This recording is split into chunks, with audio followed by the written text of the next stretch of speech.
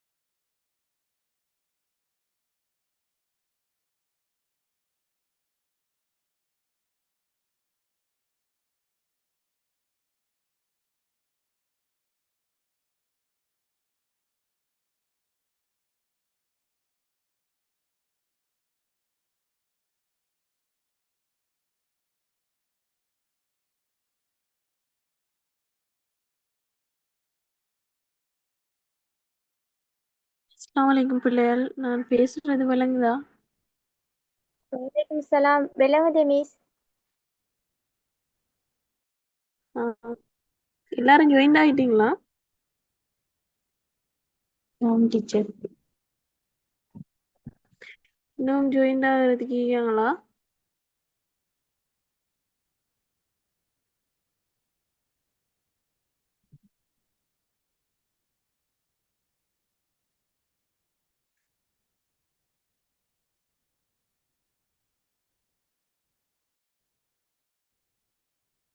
Okay, கடைசி என்ன பார்த்தோம்?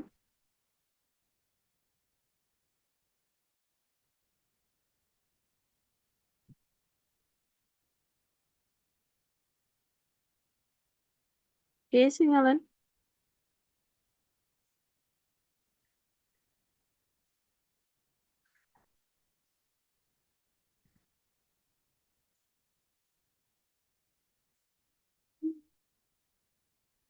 கடைசி என்ன பார்த்தோம் பிள்ளைகள்? பேசுங்களேன்.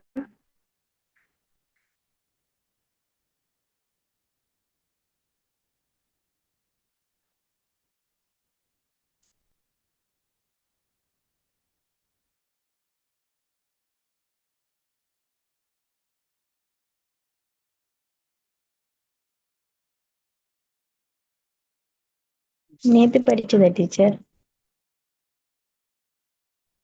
ஓ, நேத்து என்ன படிச்சீங்க?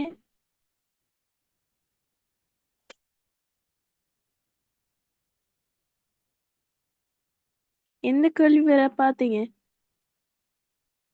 லாஸ்டா நாங்க திருமணம் படிச்சோம் மிஸ். திருமண பாடத்துல சார் வந்து அந்த கொஸ்டின் எல்லாம் கிளியர் பண்ணிட்டீங்க. திருமணம் பார்த்து முடிஞ்சா? ஆன்மீகத்துல தான் கொஸ்டின் பார்த்துட்டு இருந்தீங்க. அது ஆன்மீகம் இப்ப பார்க்கணும்னு. மிஸ் அப்படி. ஆ, ஓகே. ஆ, பாருங்க, கொஞ்சம் ஷேர் பண்ணணும்.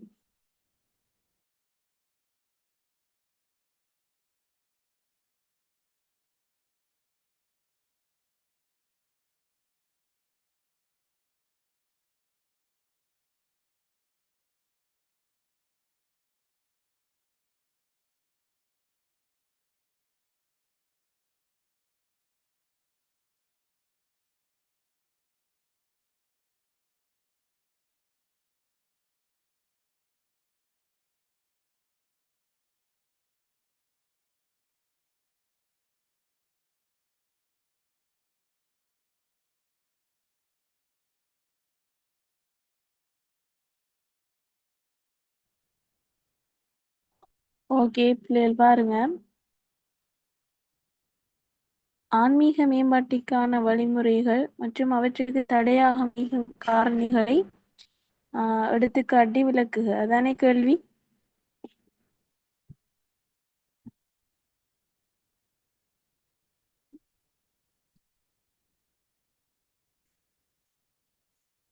பேசுங்களேன். நான் கேள்வி கேட்டுத்தான் படிப்பிப்பேன். பேசணும்.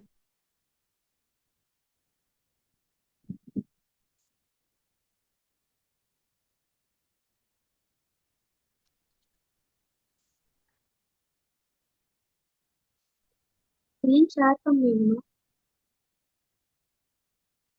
ஓ, எந்த போன்ல எடுத்து கொஞ்சம் வெயிட் பண்ணு. Okay miss.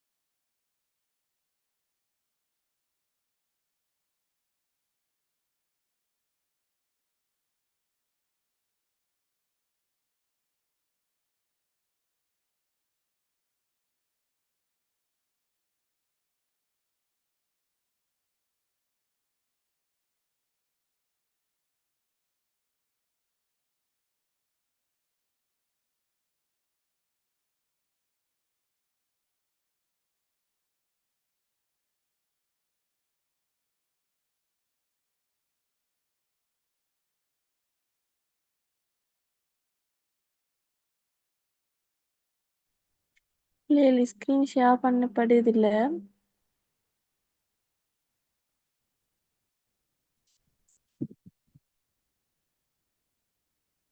நான் படிப்பிக்கிறேன். ஓகே தானே? கேள்வியை சொல்லி உங்களுக்கு படிப்பிச்சா ஓகே தானே? ஓகேங்க ஸ்கிரீன் ஸ்டார்ட் பண்ணுங்க. சரி. ஆன்மீக மேம்பாட்டுக்கான வழிமுறைகள் மற்றும் அதற்கு தடையான அம்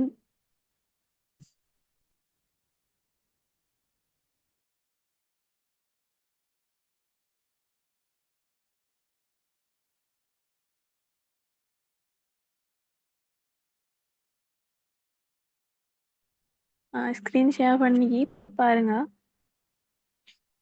ஆன்மீக மேம்பாட்டுக்கான வழிமுறைகள் மற்றும் அதற்கு தடையாக அமையும் காரணிகளை எடுத்துக்காட்டி இதான் இப்ப பாருங்க. ஆன்மீகம்னு என்ன பிள்ளைகள் நீங்க படிச்சிருப்பீங்க, நீங்க எழுத போறாக்கள் படிச்சிருப்பீங்க ஆன்மீகம்னு என்னண்டு. ஆன்மீகம்ல நீங்க அடங்கி வச்சுட்டு பாப்போம்.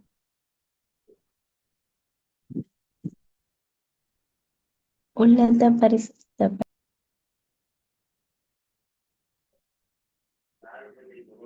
உள்ளத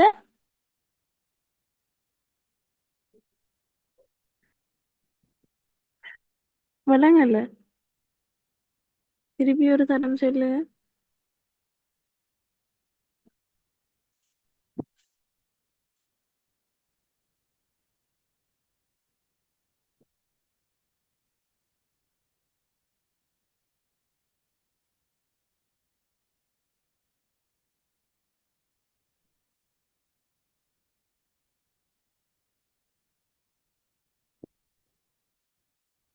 சரி பிள்ளைகள் பாருங்க, பேசணுமா பேசாம இருக்கப்படா. ஓகேவா? ஆன்மீகம் வந்துட்டு என்னன்னா, ஆன்மீகத்துக்கு வந்துட்டு பல கருத்துக்கள் காணப்படுகின்றன. ஆன்மீகம்டா ஒரு தனி கருத்து மட்டும் இல்லாம பல கருத்துக்கள் காணப்படுகின்றன. அதுல வந்துட்டு மனிதன் உடல், அறிவு, ஆன்மா ஆகிய மூன்றினதும் கூட்டு சேர்க்கைதான் வந்துட்டு ஆஹ் ஆன்மீகம் இந்த இஸ்லாமிய கண்ணோட்டத்துல பார்க்கப்படுது. ஒரு மனிதன் உடல், அறிவு, ஆன்மா ஆகிய மூன்றும் வந்துட்டு கூட்டு சேர்ந்துதான் ஆன்மீகம் உருவாகின்றது என்று இஸ்லாமிய கண்ணோட்டத்துல நோக்கப்படுது. சரியா? அதாவது இந்த அறிவு, ஆஹ் உடல், மனிதன் உடல், அறிவு, ஆன்மா ஆகிய மூன்றும் ஒரே மூன்றும் வந்துட்டு ஒரே இதோடு ஒரே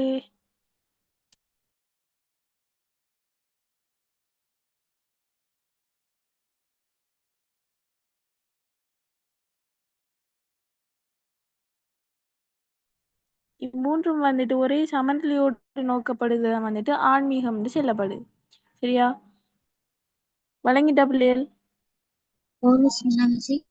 ஒரு மனிதன் உடல், அறிவு, ஒரே சமநிலையோடு நோக்கப்படுகிறதாம் வந்துட்டு ஆன்மீகம்னு சொல்ல. ஓகே தானே? சரி, இப்ப சொல்லுங்க.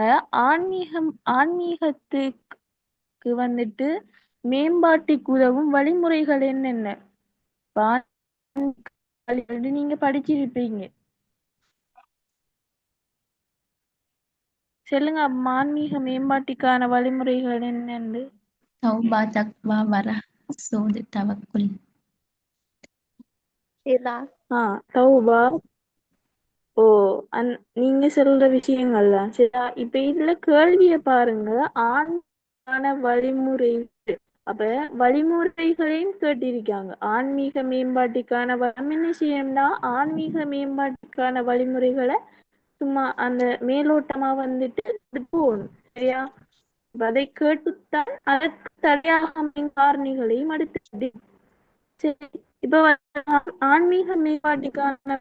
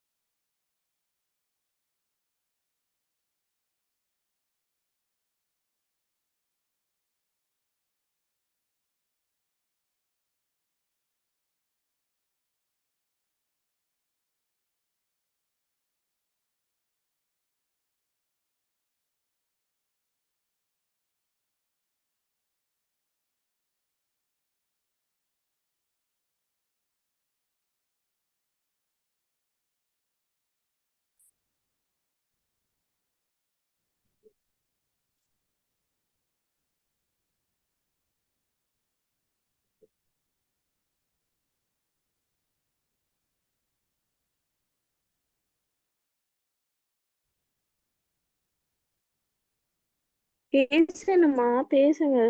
இப்ப நான் கேள்வி கேட்டு தான் படிப்பேன். அதுக்கு ஏத்த மாதிரி பேசுங்க சரியா? இப்ப ஆன்மீக மேம்பாட்டுக்கான வழிமுறைகள் தௌபாங்கிறது வந்து என்ன? தௌபாண்டா மொழி ரீதியான கருத்து என்ன?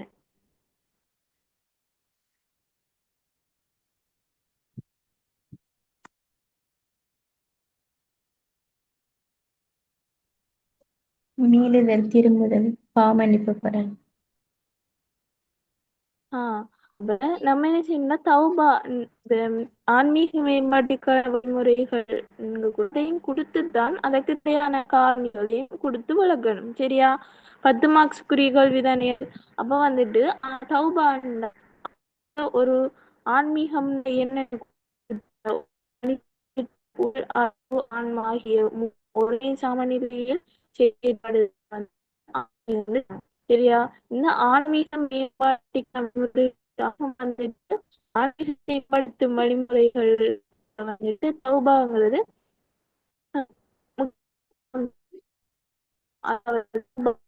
வந்துட்டு மீளுதல், மன்னிப்பு கோருதல் போன்ற கருத்து இஸ்லாமிய பாஷையில் என்ன சொல்றது? மிஸ் அவங்களோட ஏரியாவோட கவரேஜ் இல்லை போல மிஸ்.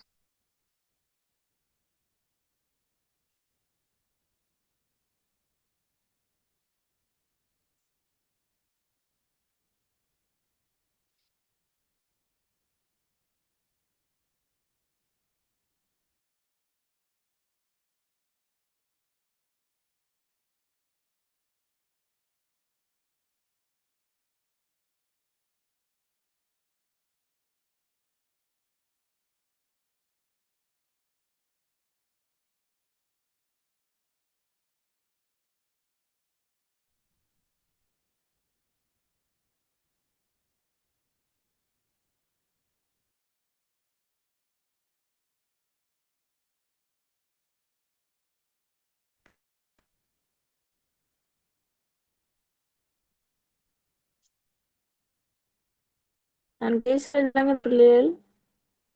மிஸ் அவங்களோட கவரேஜ் இல்லை மிஸ், கேட்கவே இல்லை.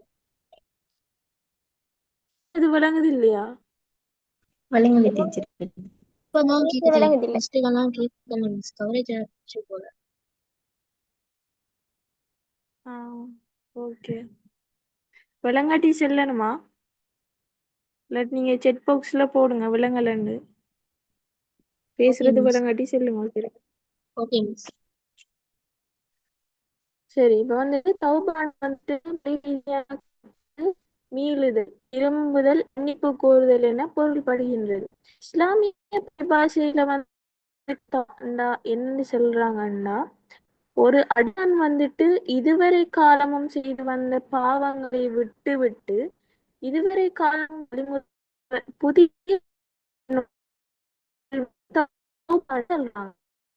காலம் அவன் செய்த பாவங்கள் அனைத்தையும் அவன் விட்டு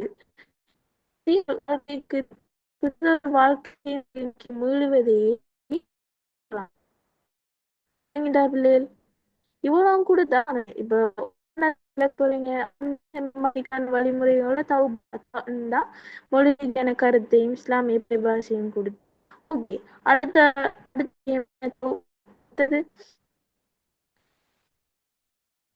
மத்த என்ன? தக்குவா. தக்குவான்னு என்ன? இதுக்கு இரையச்சம். நீங்க வந்துட்டு இரையச்சம். குர்ஆன் வசனம் ஹதீஸ் எல்லாம் இறையச்சம். இதுக்கு நீங்க வந்துட்டு குர்ஆன் வசனம் ஹதீஸ் எல்லாம்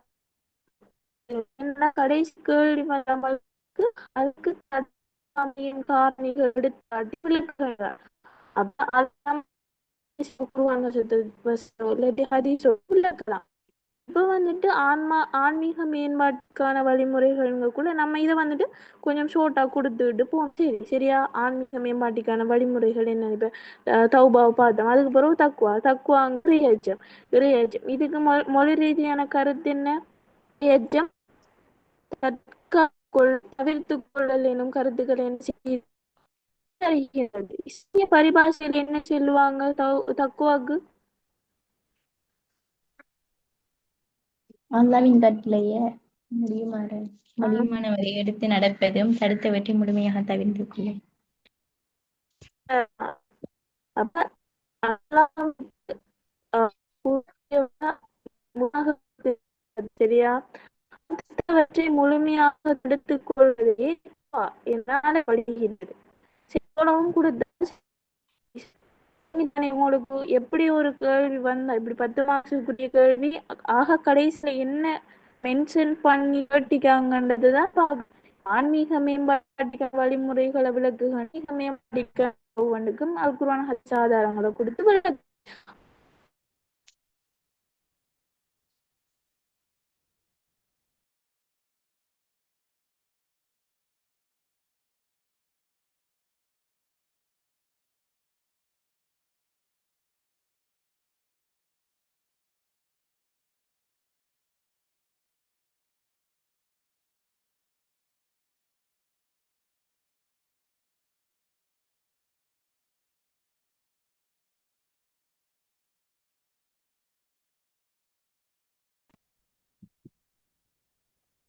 எனக்கு கொஞ்சம் கவரேஜ் இஷ்யூ ஆயிருக்கு பிள்ளையார். கடைசியா பேசினது விளங்கிட்டு தானே உங்களுக்கு? இல்ல மிஸ். விளங்கலையா? இல்ல. நான் சொல்ல சொல்லி சரி தானே உங்கள்கிட்ட விளங்காட்டி சொல்லுங்க. கவரேஜ் பிரச்சனை இருக்கு.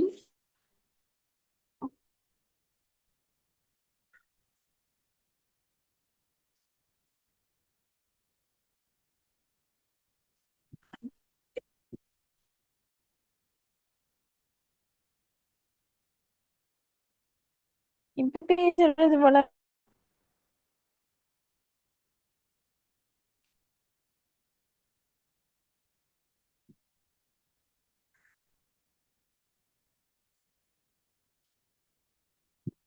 பேசுறது விளங்குதா பிள்ளைகள்? ஓ மிஸ். விளங்குதா? கவரேஜ் கொஞ்சம் பிரச்சனையா இருக்கு.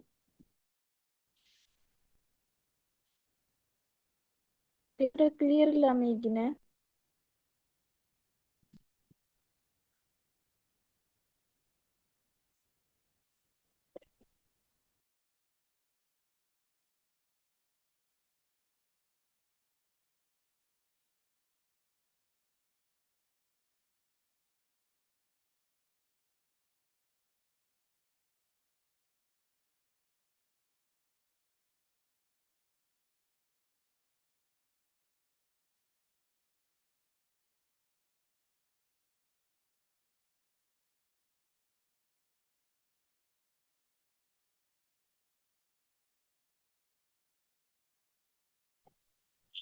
இப்ப விளங்குதா பிள்ளைகள்?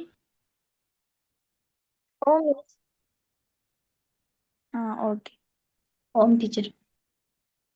அப்ப தக்குவான் என்னன்னு விளங்கிட்டு தானே? தக்குவா என்பது அல்லாஹ் ஏவியவற்றை அல்லாஹ் கட்டளைகளை முழுமையாக ஏற்று நடப்பதும் அல்லாஹ் தடுத்தவற்றில் இருந்து தவிர்ந்து நடப்பதுமே தக்குவா என்று அழைக்கப்படுகின்றது. ஓகேயா? ஓம் டீச்சர். ஓ, அப்ப அவ்வளோத்தையும் கொடுத்து விளக்கினா சரி. ஓகேயா? அடுத்த விஷயம் என்ன? வரஹ்ன்னா என்ன? பேணுதல். பேணுதல். பேணுதல். ஓ, பேணுதல் என பொருள்படும். இஸ்லாமிய பரிபாஷையில் என்ன சொல்லுவாங்க? ஒரு முஸ்லிம் வந்து பாவத்துல விழுந்து விடுவோனோ அப்படி சந்தேகம் இருந்தேன்னு சொன்னா அதை விட்டு திரும்பி அதோட பக்கம் போக அமைக்கிறேன். ஓ, ஒரு முஸ்லிம் வந்துட்டு நம்ம இந்த விஷயத்தை செஞ்சா பாவத்துல விழுந்து விடலாம் என்ற அச்சத்துல வந்துட்டு அது பாவமா இல்லையான்ற ஒரு டவுட் என்ன செய்யும் அவருக்கு வரும். ஆகவே அவர் வந்துட்டு அப்படி டவுட் வரக்கூட அந்த செயல்ல இருந்து முற்றுமுழுதாக விலகிக் கொள்வதையே வந்துட்டு வரகு என்று சொல்றாங்க. ஓகேனே? டீச்சர். ஓ, அடுத்த விஷயம் வந்துட்டு என்னன்னா அடுத்த மேம்பாட்டுக்கான வழிமுறைகள்ல வந்துட்டு உலகப்பற்றின்மை, பற்றற்ற வாழ்வு எனவும் என்ன செய்யணும் பொருள் கொள்ளப்படுகின்றது. மொழி ரீதியாக வந்துட்டு உலகப்பற்றின்மை. உலகப்பற்றின்மைன்னா என்ன? இந்த உலகத்தை திறந்து வாழ்றது. சரி, இஸ்லாமிய பரிபாஷையில வந்து சுஹூத் வந்துட்டு எப்படி சொல்லப்படுது? இந்த உலக வாழ்வைய துறந்து மறு உலக வாழ்வை பற்றி தனி அந்த சிந்தனையில வாழ்ற. இந்த உலக வாழ்றேன். என்ன விலங்கல?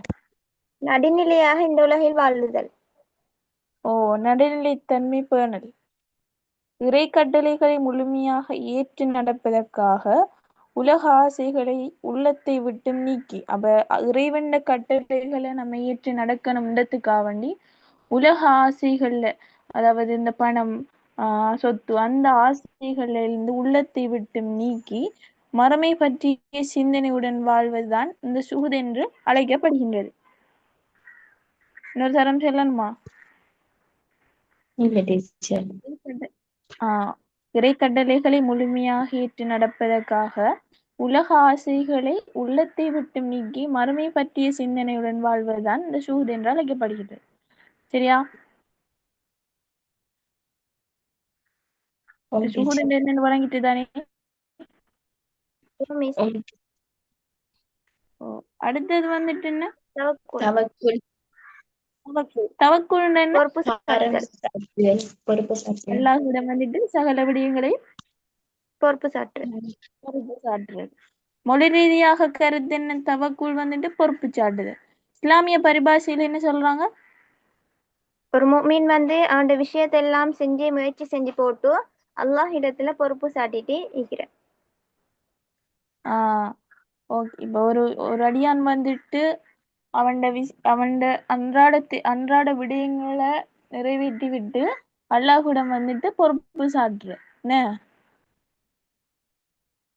பொறுப்பு சாட்டுறதா வந்துட்டு தவக்குல்னு சொல்றாங்க. சரியா? அல்லாஹ்விடம் பொறுப்பு, நான் உனக்காக இந்த விடயத்தை செய்து விட்டேன் யாருடாண்டு அல்லாஹ்விடம் என்ன செய்யற, நீ அதுக்குரிய கூலிய தரணும், அல்லாஹ்விடம் என்ன செய்யற, பொறுப்பு சாட்டுற. வழங்கிட்டா?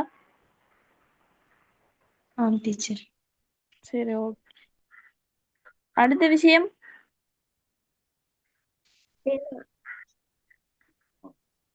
மஹப்பத். என்ன?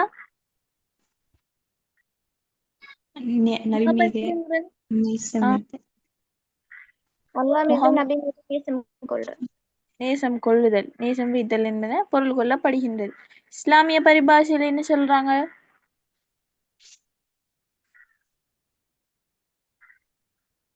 அதாவது தமது விருப்புகளை ஒதுக்கி தள்ளி அல்லாஹ்வின் மீதும் அவனது ரசூலின் மீதும்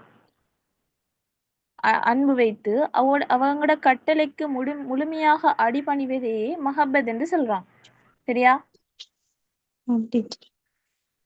அதாவது தனது விருப்பு வெறுப்புகளை ஒதுக்கி தள்ளி அல்லாஹ்வினதும் ரசூலினதும் மீது அன்பு செலுத்தி அவங்களோட கட்டளைகளுக்கு முழுமையாக அடிபணிந்து நடப்பதையே மஹப்பத் என்று சொல்றான்.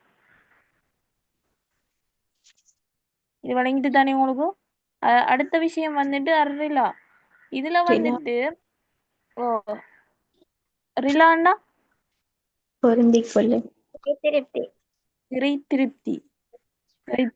மொழி ரீதியான பதம் வந்துட்டு என்ன? இறை திருப்தி, பொருந்தி கொள்ளுதல் என பொருள் கொள்ளப்படுகின்றது. அது என்ன பொருந்தி கொள்றண்டா மொழி ரீதியாக? சோதனைகள் வார டைமும் பொறுமையாயிக்கணும், வசதி வந்தாலும் அல்லாஹ்க்கு சுக்குர் செஞ்சுட்டு இருக்கிறேன். அல்லாஹ் ஏற்பாட்டின்படியே எல்லாம் நடக்குது, எல்லாம் அமையும், அனைத்து நிலைகளையும் அனைத்து விடயங்களையும் அல்லாஹ்வின் நாட்டப்படியே நடக்குதுன்னு என்ன செய்யறேன்னா பொருந்தி கொள்ற, மன திருப்தியோட என்ன செய்யற, வாழ்ற. அதைத்தான் வந்துட்டு அரில்லான்னு சொல்றாங்க. வழங்கிட்டா? டீச்சர். சரி, இது வந்துட்டு ஆன்மீக மேம்பாட்டிற்கான வழிமுறைகள். ஆன்மீகம்னா நம்ம ஆரம்பத்துல பார்த்தோம் ஆன்மீகம்னா என்னன்னு. சரியா? ஆன்மீகத்துக்கு வந்துட்டு பல கருத்துக்கள் இருக்கு. ஆனா இஸ்லாமிய வழிகாட்டல்ல வந்துட்டு ஒரு மனிதனின் உடல், அறிவு, ஆகிய மூன்றும் ஒரே வழிகாட்டல்ல செயற்படுறதான் வந்துட்டு ஒரே சமநிலையில் செயற்படுறதான் வந்துட்டு நம்ம செய்யணும் ஆன்மீகம்னு செய்யணும். சரியா?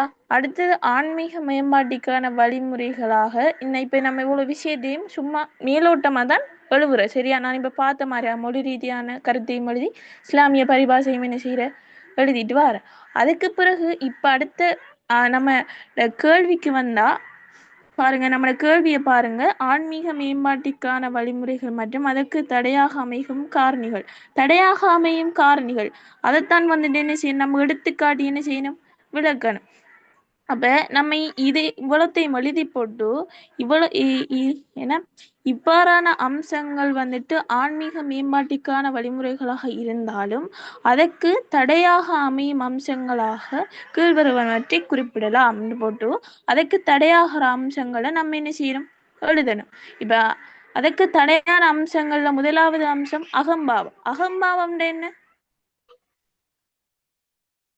டெஸ்ட்டுக்கு வந்துட்டு என்ன எழுதுனா அகம்பாவம்னா என்ன எழுதணும். அகம்பாவம்னா அதுல பெருமை. அகம்பாவம்னா அதுல கருத்து என்ன செய்யுது, பெருமைன்னு இது இதுக்கு ஒரு வரைவிலக்கணம் சொல்லுங்க அப்பம். அகம்பாவம்னா எப்படி வரும்?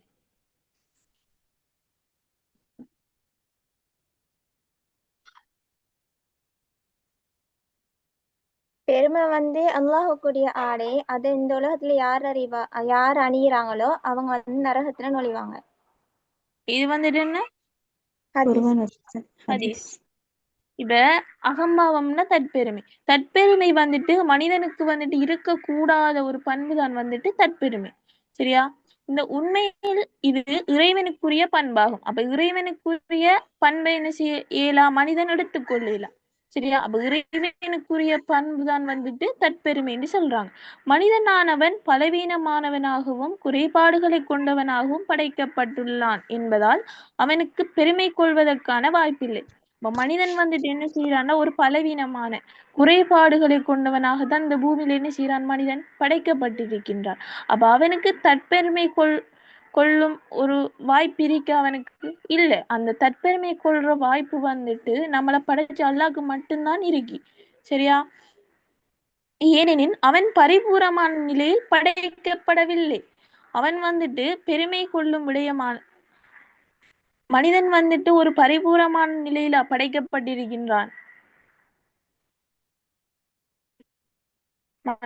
மனிதன் வந்துட்டு பரிபூரணமான நிலையில் படைக்கப்பட்டிருக்கின்றானா? இல்லையே. மனிதன் வந்துட்டு பாவங்கள் செய்யக்கூடியவன். அவன் ஒரு பரிபூரணமான நிலையில் இல்லை. அவன் உள்ளம் வந்துட்டு அலைபாயக்கூடியது. அவன் பாவங்கள் பக்கம் திரும்பக்கூடியவன். அப்ப மனிதன் வந்துட்டு ஒரு பரிபூரணமான நிலையில் படைக்கப்படவில்லை என்று அல்லாஹ் குர்ஆன்ல சொல்கிறான். பெருமை கொள்ளும் விடயமானது பலவீனமற்றவனாகவும் குறைபாடுகள் அற்றவனாகவும் காணப்படுகின்ற அல்லாஹுக்கு மட்டும்தான் என்ன செய்கின்ற அந்த தற்பெருமை கொள்ற விடயம் வந்துட்டு அல்லாஹுக்கு மட்டும்தான் என்ன செய்து இருக்கின்று சொல்றான். சரியா? இப்ப நீங்க சொன்ன மாதிரி அந்த ஹதீஸ் பாரு சொன்ன அந்த ஹதீஸ் கண்ணியம் எனக்குரிய ஆடை, அகம்பாவம் எனக்குரிய போர்வை. எனவே யார் என்னோடு இவ்விடயத்தில் முரண்படுகிறாரோ அவரை நான் தண்டிப்பேன். நபி ஸல்லல்லாஹு அலைஹி வஸல்லம் அவர்கள் கூறினார்கள், கண்ணியம் வந்துட்டு எனக்குரிய ஆடை, அகம்பாவம் எனக்குரிய போர்வை. எனவே யார் என்னோடு இவ்விடயத்தில் முரண்படுகிறாரோ அவரை நான் தண்டிப்பேன் என அல்லாஹ் அல் குர்ஆன்ல சொன்னதாக நபி ஸல்லல்லாஹு அலைஹி வஸல்லம் அவர்கள் கூறிக்காங்க. அப்ப அல்லாஹ்க்கு மட்டும்தான் இந்த அகம்பாவம், அதாவது தற்பெருமை ஒரு விடயம் வந்துட்டு அல்லாஹுக்கு மட்டும்தான் வந்துட்டு பொருத்தமானது. அதை மனிதன் எடுத்துக்கொண்டா வந்துட்டு அல்லாஹ் தண்டிப்பான் என்ன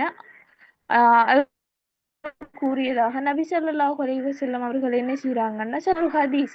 இதை வச்சு நம்ம என்ன செய்யலாம்னா இதுக்கு நம்ம என்ன செய்யலாம், இந்த ஹதீஸ் இல்லாடி அல் குர்ஆன் வசன என்ன கொடுக்கலாம். விளங்கிட்டா உங்களுக்கு?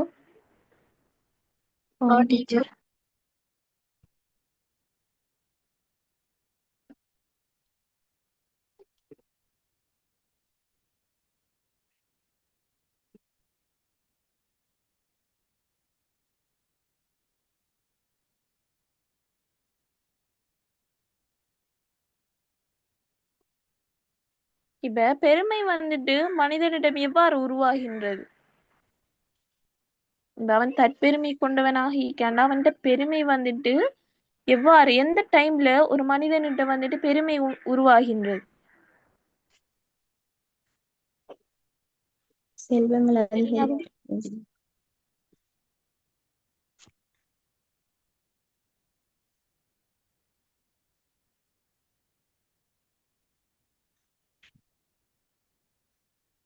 ஒரு விடயம் வந்துட்டு அவனுக்கு நன்மை என்று தெரிஞ்சும் அவன் என்ன செய்வான், அந்த விடயத்துல வந்துட்டு அலட்சியமா இருப்பான். அலட்சியம் செய்யற இப்போ இந்த விஷயம் நம்மளுக்கு இந்த விஷயத்த செஞ்சா நம்மளுக்கு நன்மை கிடைக்கும் தெரிஞ்சும் அவன் என்ன செய்வான், அந்த விஷயத்த செய்யாம அலட்சியம் அவர் அந்த நன்மை என்ன இப்ப தெரியும் தானே. இப்ப நம்ம ஒரு விஷயத்தை இப்ப நம்ம செய்ய போனோம்னா, இப்போ நம்ம ஒரு விஷயத்தை செஞ்சோம்னா அது நம்மளுக்கு பொலன்னு தெரிஞ்சும் நம்ம என்ன செய்யறேன்டா, அது நான் செஞ்சுதான் சரி இந்த மாதிரி ஒரு சாதி பெருமையா என்ன செய்யறேன்டா சொல்றேன்.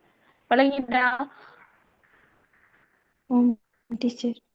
ஒரு விடயத்தை மதிக்காமல் நடக்கிற இப்ப உண்மை என்று தெரிந்தும் அந்த விஷயம் அந்த விஷயத்தை வந்துட்டு என்ன செய்யறேன்னா மதிக்காமல் என்ன செய்யறேன்னா இப்ப நடக்கிற மதிக்காம நடந்து போறேன். தனக்கு நன்மை என்று தெரிந்த ஒரு விடயத்தை அலட்சியம் செய்து என்ன நடக்க தூண்டுவதா பெருமை என்பது ஒரு மனிதனுக்குள் என்ன செய்தா உருவாகுது.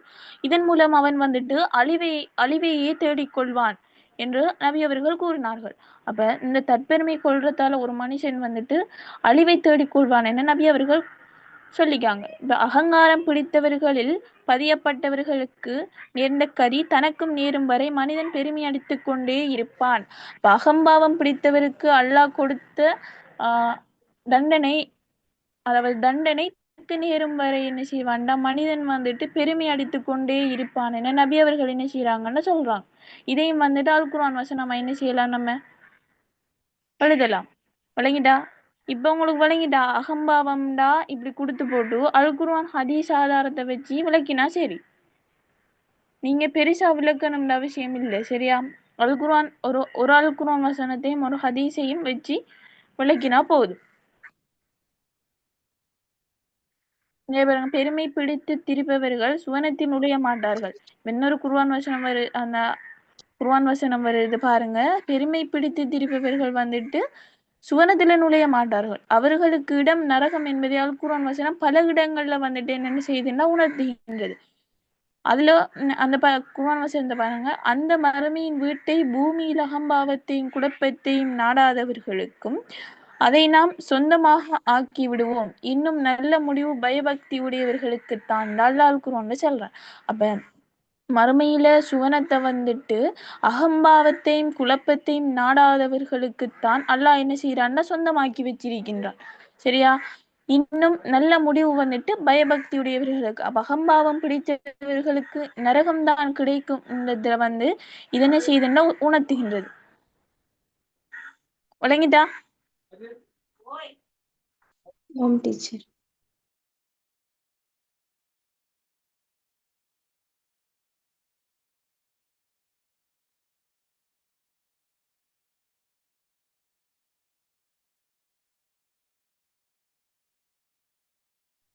விளங்கிட்டு தானே பிள்ளைகள்? இப்ப அகம்பாவம்னா என்னன்னு உங்களுக்கு தெரியும். அகம்பாவம்னா பெருமை வந்துட்டு அல்லாஹுக்கு மட்டும்தான் இருக்க வேண்டியது. அது மனிதன் வந்துட்டு என்ன செய்யறான், அதை எடுத்துக்கொள்வதால் நரகத்தையே தங்குமிடமாக கொள்கின்றான் என்றும் உங்களுக்கு தெரியும். இப்ப வந்துட்டு அந்த குர்ஆன் ஹதீஸ் வசனம் எல்லாம் நீங்க படிச்சிருப்பீங்க, ஏற்கனவே படிச்சு உங்களோட மனசுல எப்படியும் பதியப்பட்டு இருக்கும். அந்த வசனம் அல் குர்ஆன் வசனத்தையும் ஒரு ஹதீஸையும் கொடுத்து விளக்கினா ஓகே, இந்த அகம்பாவத்தை விளக்கினா சரி. அடுத்த விஷயம் வந்துட்டு பொறாமை. இரண்டாவது விஷயம் பொறாமை. பொறாமை என்ன?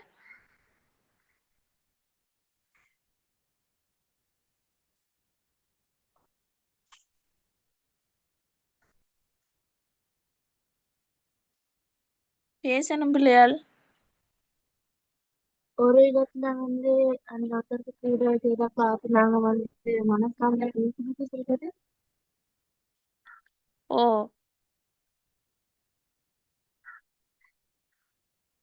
கொஞ்சம் கிளியர் இல்லாம கொஞ்சம் சவுண்டா பேசுங்க. சரியா? அப்ப அடுத்த விஷயம் வந்துட்டு அடுத்த ஆன்மீகத்துக்கு தடையாக அமையும் காரணிகள்ல வந்துட்டு பொறாமை முக்கியமானதாகும். சரியா? பொறாமை வந்துட்டு என்னன்னா, இப்ப ஒரு மனிதன் வந்துட்டு ஒரு விஷயத்தை செய்யக்கூட அவன் ஒரு விஷயத்தை அவன்கிட்ட இப்ப வந்துட்டு ஒரு மனிதன்கிட்ட வந்துட்டு ஒரு சொத்தி வைங்களேன், ஒரு நிறைய பணம் சொத்து எல்லாம் வச்சு அவனை பார்த்து என்ன செய்யறா, இப்ப ஒரு தாழ்நிலையில இருக்கிற மனுஷன் வந்துட்டு பொறாமப்படுற. சரியா? அந்த பொறாமை வந்துட்டு ஆன்மீக வழிமுறைகளுக்கு தடையாக அமையும் காரணிகள். சரியா, அதைத்தான் வந்துட்டு பொறாமைன்னு சொல்லுவாங்க. சரியா, அப்ப பொறாமை வந்துட்டு பல்வேறு சமூகத்துல வந்துட்டு பல்வேறு தீமைகள் இடம்பெறுவதற்கு வழிவகுக்கிற ஒரு அம்சம் வந்துட்டு பொறாமையாகும். சரியா, அப்ப தான் இதனை விட்டு பாதுகாப்பு கோரும்படி அல் குர்ஆனும் ஹதீஸும் நம்மளை என்ன செய்துன்னா தூண்டுகின்றது. ஒரு மனிதன் வந்துட்டு சமூகத்துல ஒரு குழப்பத்தையும் தீமையும் விளைவிக்கக்கூடிய ஒரு மனிதன் ஏற்படுற பொறாமை.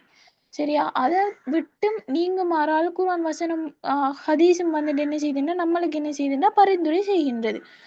இப்போ ஒரு மனிதன் மீது ஒரு மனிதன் பொறாமைப்படும் பொழுது அதனால் வரும் தீங்கானது மிக ஆபத்தானதாக இருக்கும். இப்போ ஒரு மனிதன் செய்யற காரியம் வந்துட்டு இன்னொரு மனிதனுக்கு பொறாமையாக இருக்கின்றா அதால மிக பெரும் ஆபத்து என்ன செய்யுது வெல்றான். இவ்வகையான தீங்கிலிருந்து அல்லாஹ்விடம் பாதுகாப்பை வேண்டுமாறு அல் குர்ஆன் வசனம் என்ன செய்யுதுன்னா நம்மளுக்கு எச்சரிக்கை செய்கின்றது. நம்மளுக்கு பொறாமை என்னன்னு தெரியும். இந்த பொறாமையால வந்துட்டு சமூகத்துல வந்துட்டு பெரிய தீங்குகள் என்ன செய்யுதுன்னா ஏற்படுது. இப்ப ஒரு 2 நபர்களுக்கு இடையில வந்துட்டு ஒரு பிரச்சனையை தோன்றதும் இந்த பொறாமைத்தனம் தலை ஏற்படுற ஒரு விஷயம்தான். சரியா, இப்ப இதுல வந்துட்டு அல் குர்ஆன் வசனம் ஒன்று சொல்லப்படுது பாருங்க. பொறாமைக்காரன் பொறாமைப்படும் போது வரும் தீங்கிலிருந்தும் வைகரை நிறைச்சகண்டம் பாதுகாப்பு தேடுகிறேன். சூரா அல் ஃபலக். இது வந்துட்டு என்ன செய்யுதுன்னா பொறாமைக்காரன் பொறாமைப்படாம பொறாமைங்கிற விஷயம் எவ்வளவோ பாரதூரமான விஷயம்னு பாருங்க. குர்ஆன் வசனத்துல வந்துட்டு அல்லாஹ் சொல்றான், பொறாமைக்காரன் பொறாமைப்படும் போது வரும் தீங்கிலிருந்தும் வைகரை நிறைச்செங்கண்டம் பாதுகாப்பு கோருகிறேன். இந்த சூறாவை ஓதுறத்தின் மூலம் நம்ம என்ன செய்யறோம்னா பொறாமையிலிருந்து நம்ம என்ன செய்யறோம்னா நீக்கப்படுறோம். இந்த சூறாவே உங்களுக்கு இப்ப அல் ஃபலக்ங்கிறது ஒரு சிறிய சூறா. அதுல வந்துட்டு அதுல கருத்து தான் வந்துட்டு இது பொறாமைக்காரன் பொறாமைப்படும் போது வரும் தீங்கிலிருந்தும் வைகரை நிகழ்ச்சியிடம் பாதுகாவல் தேடுகிறேன். அப்ப பொறாமைங்கிறது ஒரு மிக பெரும் தீங்கான விஷயம். விளங்கிட்டா பிள்ளைகள்? டீச்சர்.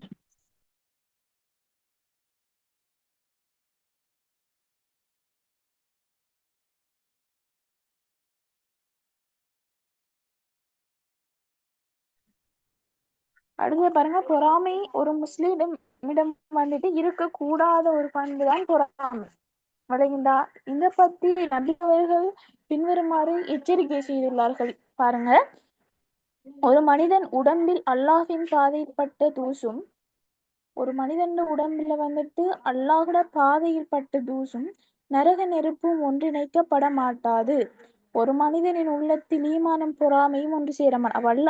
நபி அவர்கள் எவ்வாறு தெளிவாக குறிப்பிட்டிருக்காருன்னு பாருங்க பிள்ளைகள். ஒரு மனிதன் உடம்புல வந்துட்டு அல்லாஹ்வோட பாதையில பட்ட தூசும் நரக நெருப்பும் வந்துட்டு ஒன்றிணைய மாட்டாது.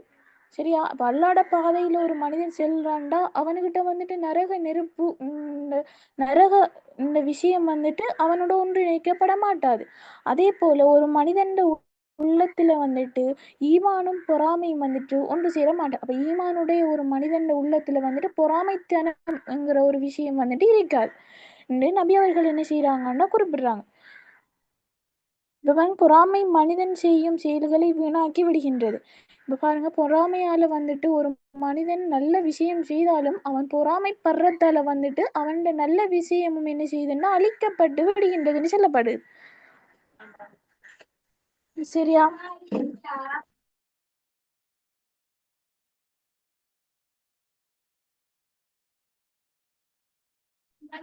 பொறாமை இந்த பொறாமை வந்துட்டு மனிதன் செய்யும் நல்ல செயல்களை வீணாக்கி விடுகின்றது என்று நபியவங்க கூற வசனத்தை பார்த்தோமானால் பொறாமை கொள்வதை இட்டு நான் உங்களை எச்சரிக்கிறேன்.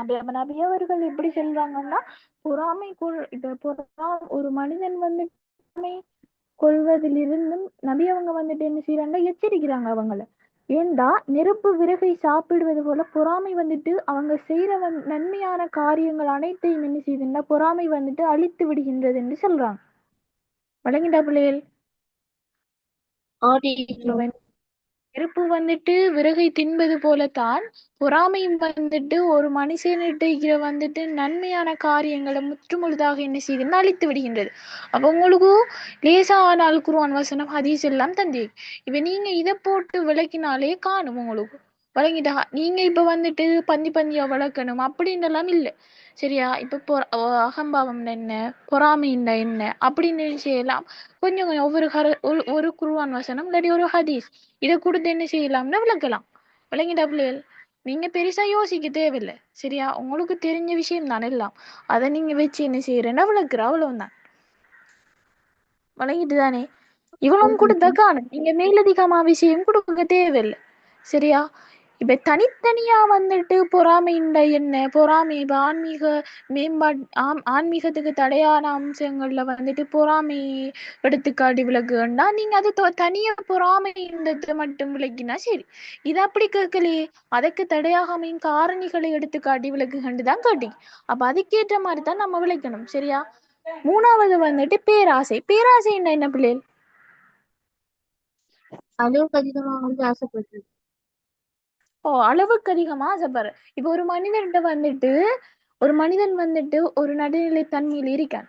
இப்ப ஒரு நடுநிலை தன்மைன்னா எப்படின்னா அவன்கிட்ட அன்றாடம் சாப்பிட்றதுக்கான வசதி வாய்ப்பு எல்லாமே இருக்கு அவன்கிட்ட இருந்தும் அவன் என்ன செய்யறான்னா அது போதா, எனக்கு போதா, அது போதா, அந்த பேராசை இன்னும் வேணும்னு பேராசைப்படுற. இப்போ ஒரு செல்வந்தன் ஆகிட்டும் அவன் இருக்கிற செல்வம் இது எனக்கு காணா இன்னமும் வேணும் இந்த ஒரு பேராசைப்படுறது தான் என்ன செய்யறேன்னா பேராசைன்னு சொல்லுவாங்க. சரியா?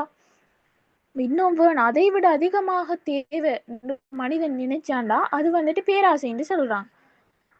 இது மனிதனை மனோ இச்சைக்கு அடிமைப்பட்டவனாகவும் இறை வழங்கி இருப்பவற்றை கொண்டு திருப்தி அடையாதவனாகவும் அவன் என்ன செய்துன்னா மாற்றுகின்றது. அப்ப மனிதனை மனோ இச்சைகளுக்கு அவன் மனசுல தோன்றும் அந்த ஆசைகளுக்கு அடிமைப்பட்டவனாகவும் இறைவன் வழங்கியிருப்ப அவனுக்கு இறைவன் கொடுத்திருந்தாலும் அது காணா இந்த ஒரு திருப்தி அடையாத மனதிலே உடையவனாகவும் என்ன செய்யறான்டா மனிதன் நீக்கான். இறைவனது கடமைகளை அலட்சியம் செய்துவிட்டு நிரந்தரமற்ற உலக இன்பங்களுக்கு பின்னால் அலையக்கூடியவனாகவும் இந்த பேராசை வந்துட்டு ஆக்கி விடுகின்றது. அப்ப அவன் வந்துட்டு என்ன செய்வான்டா பேராசனை கொண்ட ஒரு மனிதன் வந்துட்டு அவனுக்கு அல்லாஹ் கொடுத்ததுலயும் அவனுக்கு காண மேய்க்கும். எனக்கு காண இதுவும் காண இன்னும் தேவைன்ற ஒரு அந்த கடுமையை ஆசைப்படக்கூடிய ஒருவனாக இருப்பான். சரியா? அதுவும் இல்லாம அல்லாஹ் அவனது அல்லாத இறை கடமைகளை அவன் அலட்சியம் செய்துவிட்டு நிரந்தரமற்ற இவ்வுலகம் வந்துட்டு நிரந்தரம் இல்லாத ஒரு உலகம். கடைசியில இவ்வுலகம் வந்துட்டு அழியக்கூடிய ஒரு உலகம். சரியா? அதாவது நம்ம இப்ப வந்துட்டு கடைசியில வந்துட்டு இந்த உலகத்துல இருந்து நம்ம என்ன செய்யணும், மறுமை வாழ்க்கைக்குள்ள போறோம். அப்ப இந்த உலகம் வந்துட்டு நம்மளுக்கு நிரந்தரமற்றது. சரியா? இது வந்துட்டு விளைநிலம். இந்த உலகம் வந்துட்டு நம்மளுக்கு ஒரு விளைநிலம்.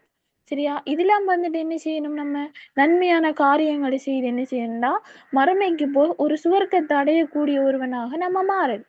சரியா? இந்த மனிதன் என்ன செய்யறான், அந்த பேராசை பிடித்த மனிதன் வந்துட்டு இந்த அலட்சியம், அதாவது இறை கடமைகளை தொழுகையாக இருக்கட்டும், நோன்பாக இருக்கட்டும், எல்லாத்தையும் வந்துட்டு அலட்சியம் செய்துவிட்டு நிரந்தரமற்ற இவ்வுலக இன்பங்களுக்கு பின்னால் அடையக்கூடியவனாக என்ன செய்யறான், ஆகி விடுகின்றான் இந்த பேராசையால.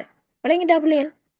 இப்ப பேராசை வந்துட்டு ஒரு மனிதன்ல எவ்வளவு தாக்கத்தை ஏற்படுத்துன்னு பாருங்க. இது விளங்கிட்டு தானே உங்களுக்கு? ஒரு மனிதனானவன் தனக்கு அல்லாஹ் வழங்கிய விடயத்தில் திருப்தி காணாது தனக்கு அல்லாஹ் வழங்கிய நிஹ்மத்துக்களில் அவனது திருப்பொருத்தம் அடங்கி உள்ளது என்று எண்ணாது தனக்கு அதைவிட அதிகமாக கிடைக்க வேண்டும் என்ற மனிதன் விரும்புகிறான். இதான் வந்துட்டு பேராசைன்னு சொல்லப்படுது. அப்ப அவனுக்கு அல்லாஹ் கொடுத்தது காணாம அல்லாஹ் வந்துட்டு உலகத்துல வந்துட்டு மனிதனை படைக்கிறதுக்கு முன்னே அவனுக்கு தேவையான அனைத்தையும் வந்துட்டு படைத்திருக்கின்றான். படைங்கிட்டா அவனுக்கு தேவையான அனைத்தையும் படைத்து அவனுக்கு எல்லாம் அவனுடைய அனைத்து தேவைக்கான சகல ஏற்பாடுகளையும் அல்லாஹ் வந்துட்டு செய்திருக்கிறான். அதுவும் அவனுக்கு காணாம அதுலயும் அவன் நிம்மதி பெறாம அதை விட அதிகமாக கிடைக்க வேண்டும் என்று அவன் என்ன செய்யறான், விரும்புகிறான். அதான் வந்துட்டு பேராசை என்று சொல்லப்படுது. இதை பற்றி நபி அவர்கள் பின்வருமாறு குறிப்பிடுகின்றார்கள். நபியவர்கள் என்ன சொல்றாங்கண்டா, மனிதனுக்கு ஒரு பள்ளத்தாக்கு நிறைய தங்கம் இருந்தாலும் தனக்கு 2 பள்ளத்தாக்குகள் இருக்க வேண்டும் என்று அவன் விரும்புகின்றான். அவனது வாயை மண்தான் என்ன செய்யுமாம், நிரப்பும் தான் சொல்றான்.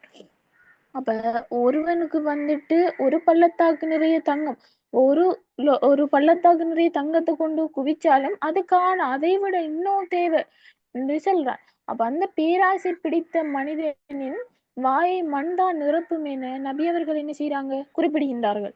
விளங்கிண்டா? டீச்சர். ஓ, இப்ப ஒரு மனிதன் என்ன செய்யறான்டா, அவனது இப்ப அவன் பிறந்ததிலிருந்து அவன் படிப்படியா என்ன செய்யறான்னு வளர்ச்சி அடைய ஆரம்பிக்கான். இப்ப அவனது முதுமையை நோக்கி அவன் செல்லக்குள்ள அவனோடு இணைந்து அவனின் இரு பண்புகள் இளமை அடைகின்றன. இப்ப அவன் முதுமைக்கு போறான். இப்ப ஒரு மனிதன் ஆரம்பத்திலேருந்து எப்படி வாழ்ந்து, இப்ப சிறு குழந்தை ஆகிக்கட்டும், இளைஞன் ஆகிக்கட்டும், அதுல இருந்து என்ன செய்வான், காசி, பணம், செல்வம், இதெல்லாம் குடும்பம் எல்லாம் வாழுவான். பின்னர் முதுமை அடைக்குள்ள அவனுக்கு அந்த ஆசையை என்ன செய்யும், இல்லாம போயிடும். சரியா?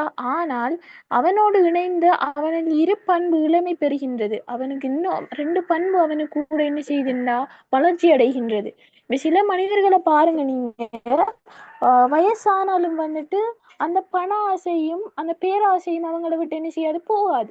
இப்ப கடைசி மகத்தாகிற வயசு வந்தாலும், ஒரு 68 72 வயசு வந்தாலும், கடைசியில 84 ஒரு பாட்டன் பாட்டிங்கிற ஒரு அந்தஸ்துல வந்தாலும் அவங்களுக்கு வந்துட்டு அந்த பண ஆசை பேராசை இந்த ஒரு ஒரு ஆசை வந்துட்டு அவங்கள விட்டு ஒரு நாளும் ஓயாது. வழங்கிட்டா? அதைத்தான் இதுல சொல்லலாம். ஒரு மனிதனானவன் முழுமையை நோக்கி செல்லும் போது அவனோடு இணைந்து அவனில் இரு பண்புகள் வந்துட்டு இளமை அடைகின்றன. ஒன்று வந்துட்டு பேராசை. அவனுக்கு என்ன செய்யணும், இந்த பேராசை, இந்த இன்னும் வேணும் இந்த பேராசை. பண ஆசைங்குள்ள இருக்கிற பணம் காணா இன்னமும் என்ன செய்யணும், அவனுக்கு பணம் தேவை என்ற ஒரு பண ஆசை பிடித்தவனாக என்ன செய்யறான்டா, அவன்கிட்ட இரு பண்புகள், அந்த இரு பண்புகளும் அவன் உள்ளத்துல என்ன செய்யுதுன்னா மேலோங்கி காணப்படுகிறதாக கூறப்படுது. அதாவது மனிதன் முதுமையடையும் பொழுது பேராசையும் பண ஆசையும் அதிகரித்து கொண்டே செல்லும் என்பதே யதார்த்தமான உண்மை. இது வந்துட்டு உலகத்துல நடக்கிற ஒரு உண்மையான விஷயம் தான் இது. அவன் வந்துட்டு எத்தனை வயசானாலும் அவனுக்கு இருக்கிற அந்த பண ஆசையும் பேராசையும் விடையும் அவனை விட்டு எப்பயுமோ யாது. அவன் மரணித்தாலும் அவனை விட்டு போகாது. வழங்கிட்டா? இவற்றிலிருந்து அல்லாஹ்வின் திருப்தியை பெற்றவர்கள் மாத்திரமே என்ன செய்யறாங்கண்டா, விலகி நடப்பார்கள். அப்ப அல்லாஹ்வின் திருப்திய ஒரு ஈமான்தாரிகள் என்ன செய்வாங்கண்டா, இந்த விஷயத்தில இருந்து விலகி நடப்பார்கள் என்று அல்லாஹ் சொல்றான். சரியா? இப்ப உங்களுக்கு விளங்கிட்டா பிள்ளைகள்? டீச்சர். பேராசை என்னன்னு விளங்கிட்டா? டீச்சர். பேராசைன்னா இந்த விஷயத்தை கொடுத்தா சரி, அல் குர்ஆன் வசனத்தையும் ஹதீஸையும் கொடுத்து விளக்கினா சரி. சரியா? சரியா? உங்களுக்கு விளங்கிட்டா? சரி, அடுத்த விஷயம் வந்துட்டு பொய். பொய் என்ன? அவர் செய்யாதத செஞ்சு சொல்ற மாதிரி. உங்களுக்கு விளங்கினது, உங்களுக்கு நீங்க விளங்கினது நான் சரி பிள்ளைகள். இப்ப பாருங்க, பொய் என்ன சொல்றீங்க நீங்க, ஒரு விஷயம் செஞ்சு போட்டு அதை செய்யலன்னு நிரூபிக்கிறதா வந்துட்டு என்ன பொய். அப்படி உங்களுக்கு விளங்கினதை வந்துட்டு நீங்க எழுதினா சரி. இங்க பாருங்க, இது இஸ்லாம் வெறுக்கின்ற மோசமான பண்பு தான் என்ன, பொய் என்று சொல்றான். அப்ப இஸ்லாம் ஆக வெறுக்கின்ற ஒரு மோசமான பண்பு வந்துட்டு பொய். பொய் வந்துட்டு பாவங்கள் அனைத்துக்குமான உறைவிடமாக காணப்படுகின்றது. பாவங்கள் அனைத்தும் சென்றடைகிற ஒரு நிறைஞ்சிக்கிற விஷயம்தான் வந்துட்டு பொய். ஒரு மனிதன் வந்துட்டு ஒரு விஷயத்தை செஞ்சு போட்டு அதை செய்யலன்னு சொல்றான், அதே பெரும் பொய். இப்ப பாருங்க, ஒரு மனிதன் வந்துட்டு, இப்ப நான் ஒரு விஷயத்தை செஞ்சு போட்டு ஒருவர் கேட்காரு, நீ இந்த விஷயத்தை செஞ்சியான்னு கேட்கக்குள்ள இல்ல நான் செய்யல அடிச்சு பொய் சொல்றேன். சரியா? இது வந்துட்டு மிக பெரும் பாவம் தான் சொல்லலாம். சரியா? அனைத்து பாவங்களுக்குமான தங்குமிடம் தான் வந்துட்டு இந்த பொய் என்று அல்லாஹ் என்ன செய்யறான், அல் குர்ஆன்ல சொல்றான். ஒருவன் பொய் பேச ஆரம்பித்து விட்டால் அவன் வேறு பாவங்கள் செய்வதற்கும் தயங்க மாட்டான். இப்ப ஒரு மனிதனை பாருங்க, கொஞ்சம் இருங்க.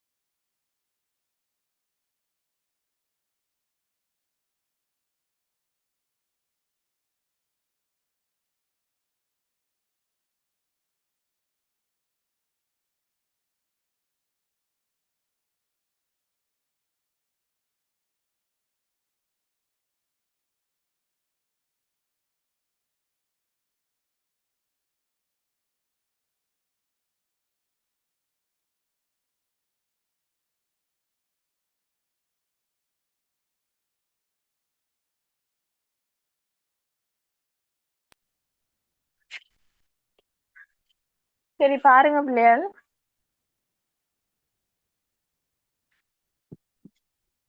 அதாவது ஒருவன் பொய் பேச ஆரம்பித்து விட்டால் அவன் வேறு பாவங்கள் செய்வதற்கு என்ன செய்ய மாட்டான், தயங்க மாட்டான். இப்ப ஒரு கொலையை செஞ்சு போட்டு வந்துட்டு நான் செய்யல என்று என்ன செய்வான், செல்லுவான். அப்ப வேறு பாவங்களை செஞ்சு போட்டு வந்தும் செய்யல என்று ஒரு பொய் சொன்னா என்ன செய்யும்டா, அந்த பாவங்கள் அனைத்தும் அந்த அந்த பொய்க்குள்ள என்ன செய்யும்னா தங்கிவிடும் என்று சொல்றான். அல்லாஹ் குர்ஆன்ல சொல்றான். பொய் என்பது நபிமார்கள் கடுமையாக வெறுக்கப்பட்ட ஒரு செயலாக என்ன செய்து கருதப்படுகின்றது. நபிமார்கள்ட்ட பாருங்க பிள்ளைய, நபிமார்கள்ட்ட இந்த பொய் நான் சொன்ன இந்த பொய், பொறாமை, இந்த அகம்பாவம் எதுவும் நபிமார்கள்கிட்ட இல்லாத ஒரு பண்பு. சரியா, அவங்க வெறுக்கத்தக்க பண்பும் இதுதான். இந்த ஆக பெரும் பண்புதான் இந்த பொய். இந்த வெறுக்கத்தக்க ஒரு பண்புதான் ஒரு மனிதன்கிட்ட இருந்து அவங்க வெறுக்கத்தக்க பண்பு வந்துட்டு இந்த பொய்யான பொய். அவங்க வந்துட்டு நபிமார்கள் வந்துட்டு ஒரு காலத்துல என்ன செய்ய மாட்டாங்கன்னா பொய் சொல்ல மாட்டாங்க. ஒரு விஷயம் நடந்தா அது ஒரு விஷயம் நடந்தா அது நடந்தன்னு சொல்லுவாங்க, நடக்காவிட்டால் அது நடக்கலன்னு சொல்லுவாங்க. சரியா, அப்ப அவங்கள்ட்ட வெறுக்கப்பட்ட ஒரு செயலாகத்தான் இந்த பொய் வந்துட்டு காணப்படுகின்றது.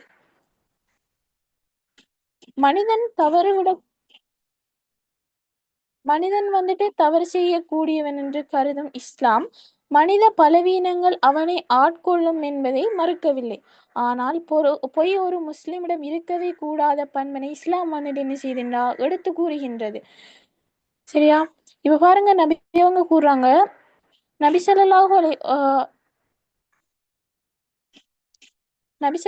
அலைஹி வஸல்லம் அவர்களிடம் அல் குர்ஆன் வசனம் ஒன்று பாருங்க. நபி ஸல்லல்லாஹு அலைஹி வஸல்லம் அவர்களிடம் முஹ்மின் கோழையா இருப்பவனா, முஸ்லிம்கள் அதாவது முஹ்மீன்கள் கோழையாக இருப்பார்களா என வினவப்பட்ட போது அவர்கள் ஆம் என்றார்கள். சரியா, முஹ்மீன் உலோபியாக இருப்பானா என வினவப்பட்ட போது அவர்கள் ஆம் என்றார்கள். முஹ்மீன் பொய்யனாக இருப்பானா என வினவப்பட்ட போது அவர்கள் இல்லை என்றார்கள். இதுல பாருங்க வந்துட்டு ஒரு முஹ்மீன் ஒரு அடியான் வந்துட்டு கோழையாக இருப்பான். சரியா, கோழைத்தனமான ஒருவனாக இருப்பான். அந்த உலோபித்தனமானவனாகவும் இருப்பான். உலோபின்னா என்ன செய்வான், இருக்கிறத கொண்டு என்ன செய்வான், உலோபித்தனம் இருக்கிறத கொண்டும் அந்த கடும் உலோபியா இருக்கிற அவளுக்கு தெரியும் தானே உலோபித்தனம்னா என்ன என்ன பிள்ளைகள், அந்த இருந்தும் இல்லாதவங்க மாதிரி அந்த இருந்தும் இல்லாத மாதிரி கொடுக்கறது இருக்கிற காசு இல்லாத வந்து வச்சுக்கிட்டு சொல்லலாம். வச்சுக்கிட்டு இல்லைங்கிற அதான் உலோபித்தனம். அப்ப மனிதன் வந்துட்டு கோழையாகவும் இருப்பான், உலோபித்தனம் உடையவனாகவும் இருப்பான். ஆனால் பொய்யனாக மாத்திரம் இருக்க மாட்டான் என்ன நபி அவர்கள் என்ன செய்றாங்கன்னு சொல்றாங்க. நபி அவர்களிடம் இந்த கேள்வி கேட்கப்பட்டதுக்கு நபி அவர்கள் என்ன செய்றாங்க, முஹ்மீன் வந்துட்டு உலோபியாகவும் இருப்பான், கோழையாகவும் இருப்பான், ஆனால் பொய்யனாக மாத்திரம் இருக்க மாட்டான் என்ன நபி அவர்கள் சொல்கிறார்கள்.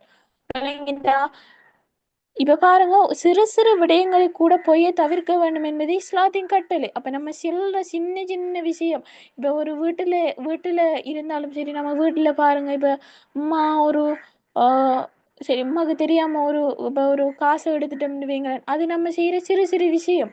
அவ அதை அம்மாட்ட கேட்டு எடுக்கணும், கேட்காம எடுத்து போட்டு எடுக்கலன்னு சொன்னாலும் என்ன, அது பொய். அதைத்தான் இதுல சொல்றாங்க, சிறு சிறு விடயங்களை கூட பொய்யை தவிர்க்க வேண்டும் என்பதே இஸ்லாத்தின் கட்டளை ஆகும். அஸ்மார் அலி அவர்கள் அல்லாஹ்வின் தூதரே, நபி அவங்கள்ட்ட கேட்காங்க, அல்லாஹ்வின் தூதரே, எங்களில் ஒருவர் தான் விரும்புகின்ற ஒன்றை தாம் விரும்பவில்லை என்று கூறினால் அது பொய்யாக கருதப்படுவா என வினவினார்கள். அப்ப அஸ்மார் அலி அவர்கள் நபி அவர்கள்ட்ட கேட்காங்க வந்துட்டு, இப்ப எங்கள்ல ஒருத்தர், எங்க நபிமார்கள் ஒருத்தர் வந்துட்டு தான் விரும்புகின்ற ஒன்றை வந்துட்டு தான் விரும்பவில்லை என்று கூறினால் அது பொய்யாகுமா என கேட்காங்க. அதுக்கு நபி அவர்கள் என்ன சொல்றாங்கன்னா, பொய் என்று எழுதப்படும், எதுவரையில் சிறிய பொய்யை கூறினாலும் சிறிய பொய் என்று என்ன செய்யும், எழுதி வைக்கப்படும். அப்ப அதுவும் பொய் தான். அப்ப நம்ம பொய் வந்துட்டு பொய் என்று தான் எழுதப்படும். இப்ப நம்ம சிறிய பொய் சொன்னாலும் சரிதான், பெரிய பொய் சொன்னாலும் சரிதான். சிறிய பொய் என்றால் சிறிய பொய் என்று எழுதி வைக்கப்படும், நம்ம பெரிய பொய் சொன்னாலும் பெரிய பொய் என்று என்ன செய்யும், எழுதி வைக்கப்படும் நபி அவங்க சொல்றாங்க. அப்படிங்கிட்ட பிள்ளைகள், இப்ப பாருங்க, ஒரு சமூகத்துல வந்துட்டு இப்ப ஒரு சமூகத்தின் வெற்றி, ஒரு சமூகம் வெற்றி அடைவதற்கு பொய்யையும் அதை தழுவிய செயற்பாடுகளை விட்டு அது தூரமாகும் போதுதான் என்ன செய்யுதுன்னா ஒரு சமூகத்தின் வெற்றி வந்துட்டு தீர்மானிக்கப்படுகின்றது. சரியா? இப்போ ஒரு சமூகத்துல வந்துட்டு ஒரு சமூகம் வெற்றி அடைய போகுதுன்னா அந்த சமூகம் வந்துட்டு பொய்யையும் பொய்யை தழுவிய செயற்பாடுகளிலிருந்து முற்றுமுழுதாக என்ன செய்யும், விலகியதாக இருக்கும். சரியா? விலகியதால இருந்தால் தான் அந்த சமூகம் வந்து வெற்றி அடையக்கூடியதாக இருக்கும். இல்லையெனில் பொய்யை கடைபிடித்து ஆன்மீக ரீதியான வளர்ச்சியோடு இறுதியில் நரகத்திலே நுழைய வேண்டி ஏற்படும். அப்ப அந்த சமூகம் வந்துட்டு அந்த பொய்யையே ஒரு பண்பாக வச்சிருந்தாங்கண்டா அது கடைசியில வந்துட்டு ஆன்மீக ரீதியான வீழ்ச்சி, அவங்களோட ஆன்மீகம் அந்த வீழ்ச்சி அடைவதோடு நரகத்துக்கும் அவங்களை என்ன செய்யும்டா நுழைவிக்க செய்யுன்னு சொல்றான். வழங்கிட்டா பிள்ளைகள் பொய்யின்டா என்னண்டு? ஓ டீச்சர். சரி, அடுத்த விஷயம் வந்துட்டு கோல்ண்டா என்ன? நான் இப்ப ஒருத்தர் வந்து நல்லா நம்பி ஒரு விஷயம் சொல்றாங்கடா, அதை போயிட்டு அவங்களுக்கு சொன்னவங்களுக்கு போயிட்டு சொல்றது. உங்கள்ட்ட சொல்ல ஓ, வேணாம்னு சொன்னீங்க, அவங்கள்ட்ட போயிட்டு சொல்றதுதான் இப்போ எழுதுறோம். கோல்னு சொல்லுவான். இப்ப பாருங்க, இஸ்லாம் சகோதரத்துவத்தை விரும்பும் மார்க்கம் என்ற வகையில சகோதரத்துவத்தால் பிணைக்கப்பட்ட ஒரு சமூக அமைப்பை காண இஸ்லாம் அதற்கு தடையாக அமையும் அனைத்தையும் தடுக்கின்றது. இப்ப இஸ்லாம் வந்துட்டு சகோதரத்துவத்தை பேணி நடக்கிற ஒரு மார்க்கம். இஸ்லாம் வந்துட்டு எல்லாரையும் சகோதரர்கள் என மதிக்கும் ஒரு மார்க்கம். அந்த வகையில வந்துட்டு சகோதரத்துவத்தால் பிணைக்கப்பட்ட ஒரு சமூக அமைப்பினை காணத்தான் இஸ்லாம் என்ன செய்து விரும்புகின்றது. அப்ப எல்லோரும் வந்துட்டு சகோதர தன்மையுடன் இருக்க வேண்டும் என இஸ்லாம் என்ன செய்து விரும்புகின்றது. இதற்கு தடையாக அமைத்தும் அனைத்து காரியங்களையும் இஸ்லாம் என்ன செய்ய முற்றுமுழுதாக தடுக்கின்றது. சரியா? அந்த வகையில் ஒரு சகோதரன் இன்னொரு சகோதரனுக்கு இடையில் கோல் சொல்வதையும் புறம் பேசுவதையும் இஸ்லாம் வந்துட்டு வன்மையாக கண்டிக்கின்றது. அப்போ ஒரு சகோதரன் இன்னொரு சகோதரனை பத்தி கோல் சொல்ற, அவங்கள பத்தி புறம் பேசுற, அவங்கள பத்தி இன்னொரு ஆள்கிட்ட பேசுறது எல்லாம் இஸ்லாம் என்ன செய்யுதுன்னா முற்றுமுழுதாக என்ன செய்து வந்துட்டு கண்டிக்கின்றது. அதாவது கோல் சொல்பவன் சுவனத்தின் நுழைய மாட்டான் என்று நபி அவர்கள் என்ன செய்றாங்க கூறுகின்றார்கள். ஒருவன் ஒரு சகோதரனை பத்தி இன்னொருவன்கிட்ட போய் புறம் பேசுற கோல் சொல்றதாக இருந்தால் அவன் வந்துட்டு சுவனத்தில் நுழைய மாட்டான் என்று நபி அவர்கள் என்ன செய்றாங்க குறிப்பிடுகின்றார்கள். இப்ப பாருங்க, நபி அவங்க ஒரு ஹதீஸை சொல்றாங்க, கோல் சொல்பவன் சுவனத்தில் நுழைய மாட்டான். இது ஒரு நபி அவங்களோட ஹதீஸ். இது சிம்பிளான ஹதீஸ். அப்ப நீங்க என்ன செய்யலாம், அழகா என்ன செய்யலாம், உங்களுக்கும் அழகா மனசுல பாடம் மிக்கக்கூடிய ஒரு ஹதீஸ் தான் இது.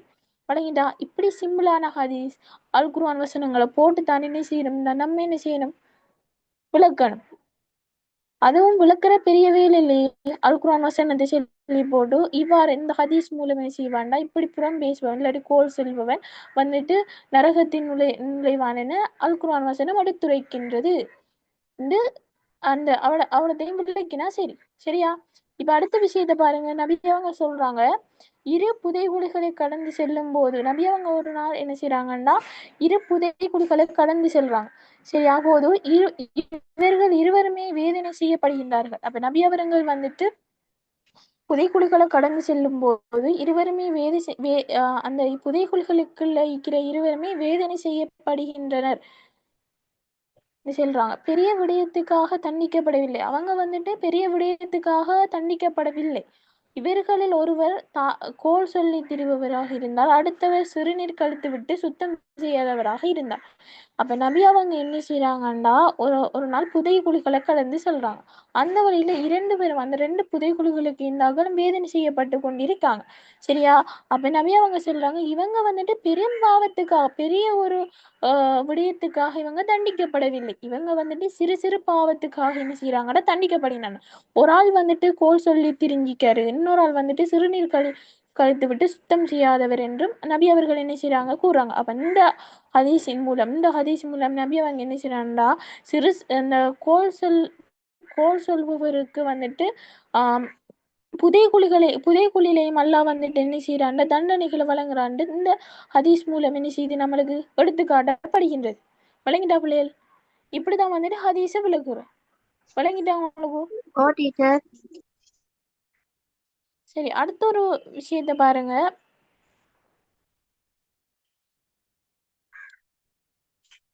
நபி அவர்கள் வந்துட்டு சஹாபாக்கள்கிட்ட கேட்காங்க, உங்களில் மோசமானவர்களை நான் சொல்லித் தரட்டுமா என நபி அவர்கள் வந்துட்டு சஹாபாக்களை வினவுறாங்க.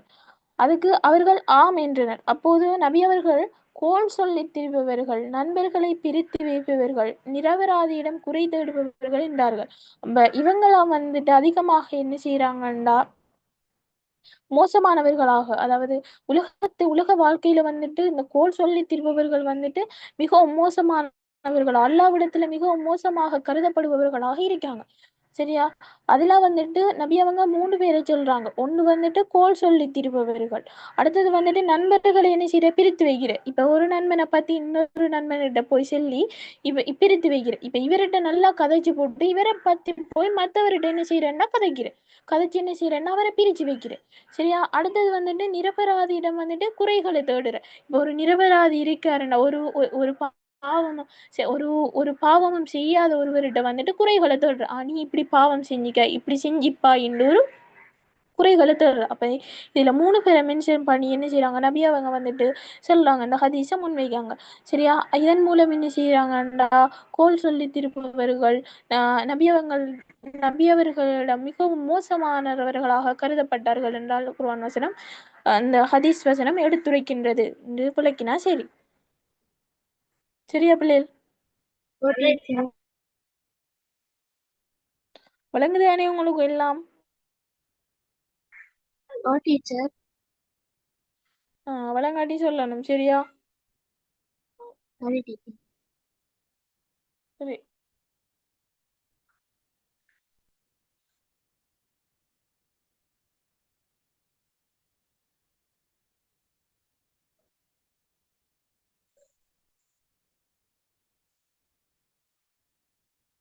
சரி பிள்ளைகள், அவ்வளவு தானே அதுல இருக்கிற விஷயம்.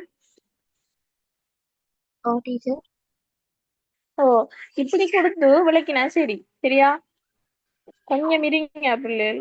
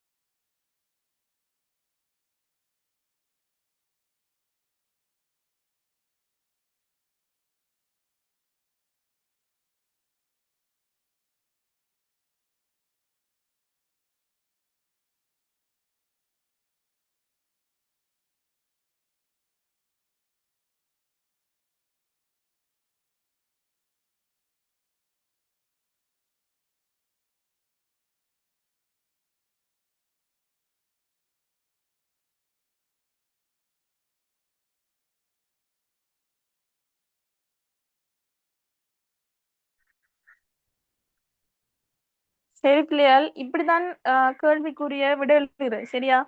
உங்களுக்கு கடைசியா எதை மென்ஷன் பண்ணி கேள்வி கேட்டிருக்காங்களோ அதைத்தான் என்ன செய்யணும், நம்ம விளக்கணும். இப்ப நான் உங்களுக்கு சொல்லிட்டேன், ஆன்மீகம் என்ன, அந்த மேம்பாட்டுக்கான வழிமுறைகளை சுருக்கமா விளக்குற. அதுக்கு பிறகு அதுக்கு தடையாக அமையும் காரணிகளால் குர்ஆன் ஹதீஸ் வசனத்தோடு விளக்கினா அந்த கேள்விக்குரிய விட என்ன செய்யுது, பெறப்போகுது. விளங்கிட்டா? அப்படித்தான் விளக்குற. ஓகே தானே? Okay teacher. இப்ப இதுல உங்களுக்கு இனியும் விளங்காத விஷயம் இருக்கா? இல்ல டீச்சர். ஓகே. சரி, அடுத்த கேள்வி வந்துட்டு, அந்நிய கலாச்சாரம் இஸ்லாத்தில் ஊடுருவியதன் காரணமாக முஸ்லிம் சமூகத்தில் ஏற்படுத்திய தாக்கங்களே ஆறாக. இதை வந்துட்டு உங்களுக்கு அடுத்த கிளாஸ்ல வந்துட்டு சார் வந்துட்டு படிப்பாரு. சரியா? இந்த கேள்வியை அவரு படிப்பிக்கிறத சொன்னாரு, அவரு படிப்பிப்பாரு. ஓகேயா? ஓகே. நான் வந்துட்டு 7வதுல முதலாவது கேள்வியை பாருங்க. ஒரு முஸ்லிம் சமூக வாழ்வில் பின்பற்ற வேண்டிய அம்சங்கள் 5 குறிப்பிட்டு விளக்குக. சரியா? அதைத்தான் நான் இப்ப உங்களுக்கு படிப்பிக்க போறேன். சமூக வாழ்வு, அதாவது ஒரு முஸ்லிம் சமூகம் வந்துட்டு எவ்வாறு இருக்கணும், சும்மா சொல்லுங்க அப்போ. ஒரு முஸ்லிம் சமூகம் வந்துட்டு எவ்வாறு ஒழுங்கமைஞ்சிக்கணும், நீங்க படிச்சிருப்பீங்க என்று நினைக்கிறேன்.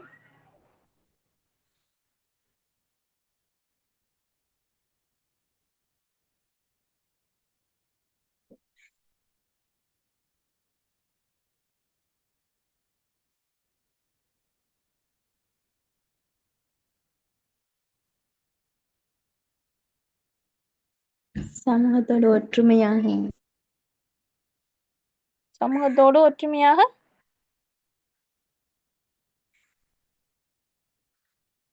இப்ப ஒரு முஸ்லிம் வந்துட்டு சமூக வாழ்வு ஒரு முஸ்லிம் உங்களின் சமூக வாழ்வு எப்படிப்பட்டதாக இருக்கும்னு பார்த்தால் ஒரு சகோதரத்துவ பிணைப்போடு ஒன்றிணைந்த ஒரு சமூகமாக முஸ்லிம் சமூகம் வந்துட்டு என்ன செய்யணும்னா ஒழுங்கமைக்கப்பட்டிருக்கு. சரியா?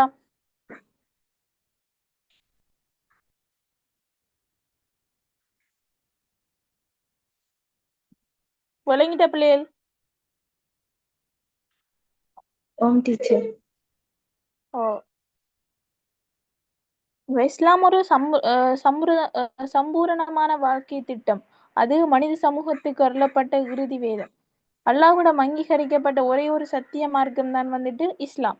சரியா? இந்த இஸ்லாமிய சமூகத்துல வந்துட்டு, அதாவது முஸ்லிம் சமூகத்துல வந்துட்டு பின்பற்ற வேண்டிய அம்சங்கள் 5 காணப்படுகின்றது. இப்ப வந்துட்டு உங்களுக்கு நீங்க சும்மா அந்த முஸ்லிம் சமூகம் இந்த என்னன்னு விளக்கி போட்டு அதுல பின்பற்ற வேண்டிய அம்சங்கள் 5 குறிப்பிட்டு நீங்க விளக்கணும். சரியா? முஸ்லிம் சமூகம்ல வந்துட்டு அதாவது இஸ்லாம் மார்க்கத்தை அடிப்படையாக கொண்டது கட்டியெழுப்பப்பட்டதுதான் இந்த முஸ்லிம் சமூகம். இந்த முஸ்லிம் சமூகம் வந்துட்டு சகோதரத்துவ பிணைப்போடு ஒன்றிணைந்த சமூகமாக காணப்படுகின்றது. சரியா? விளங்கிட்ட பிள்ளைகள்? அப்படி என்ன செய்யணும்னா விளக்கணும். வந்துட்டு முஸ்லிம் சமூகத்தை பத்தி கொஞ்சம் இதை விளக்கி போட்டு அடுத்தது வந்துட்டு இதுல வந்துட்டு பல மதங்கள் கோட்பாடுகளின் இருப்பு வந்துட்டு காணப்படுகின்றது. சரியா? இப்ப பல்வேறுபட்ட மதங்களும் கொள்கை கோட்பாடுகளும் உலகில் காணப்படுவது வந்துட்டு பிரபஞ்சகத்தின் நியதியாக காணப்படுகின்றது. இப்ப பாத்தீங்கன்னா இப்ப ஒரு சமூகத்தை பொறுத்தவரையில அதுல வந்துட்டு பல்வேறு கொள்கைகள் இருக்கும், கோட்பாடுகள் இருக்கும், பல்வேறு மதங்கள் காணப்படும். இதெல்லாம் வந்துட்டு ஒரு சமூக ஒரு பிரபஞ்சக நியதிதான் இந்த எல்லாம். வழங்கிட்டா பிள்ளைகள்? இதுல இதனை அல் குர்ஆன் வந்துட்டு குறிப்பிடுகின்றது. இப்ப பாருங்க, ஒரு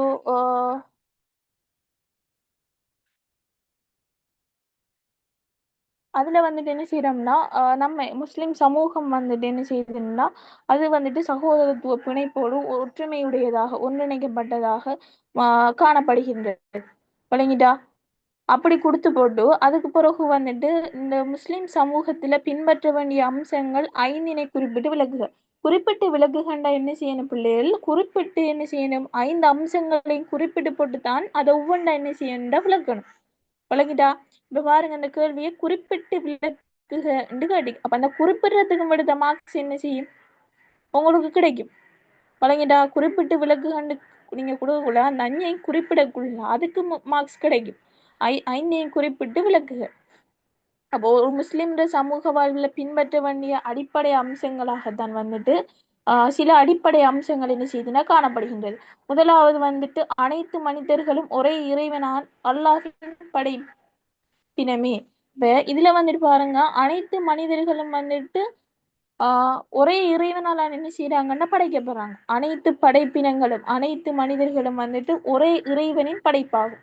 சரியா? ஒரே இறைவனான அல்லாஹ்வின் படைப்பு தான் வந்துட்டு அனைத்து மனிதர்களும் அனைத்து படைப்பினங்களும். இதுல வந்துட்டு மக்களே, நாம் உங்களை நிச்சயமாக ஒரு ஆணிலிருந்தும் ஒரு இருந்தும் படைத்தோம். பின்னர் ஒவ்வொருவரும்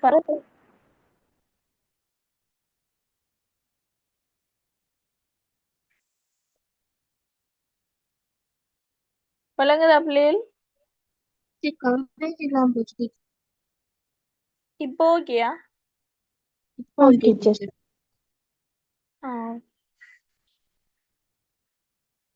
சரி, இப்ப நீங்க சொல்லுங்க பாப்போம். இஸ்லாத்துல வந்துட்டு ஒரு சமூக வாழ்வுல பின்பற்ற வேண்டிய அம்சங்கள் வந்துட்டு நீங்க தெரிஞ்சு வச்சுக்கிற அம்சங்கள் 5 சொல்லுங்க பாப்போம்.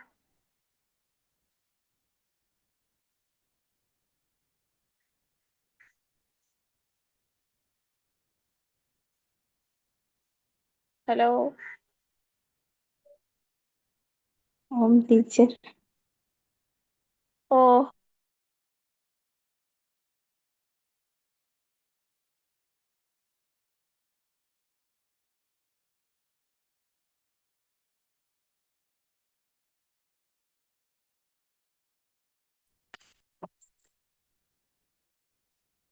எத்தனாவதால இல்ல பிள்ளைகள் படிச்சிருக்கீங்க?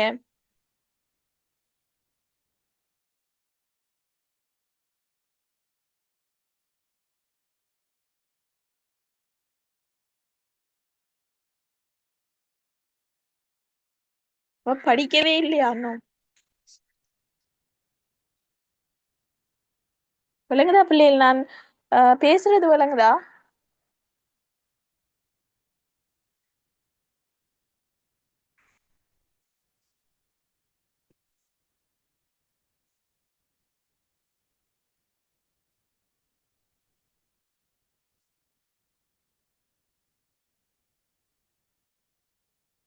பேசுறது விளங்குதா பிள்ளைகள்? ஓ டீச்சர்.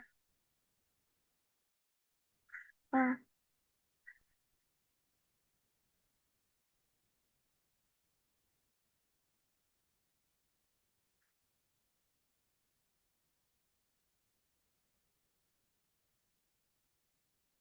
எட்டு வர ஃபுல் கிளியரா உங்களுக்கு?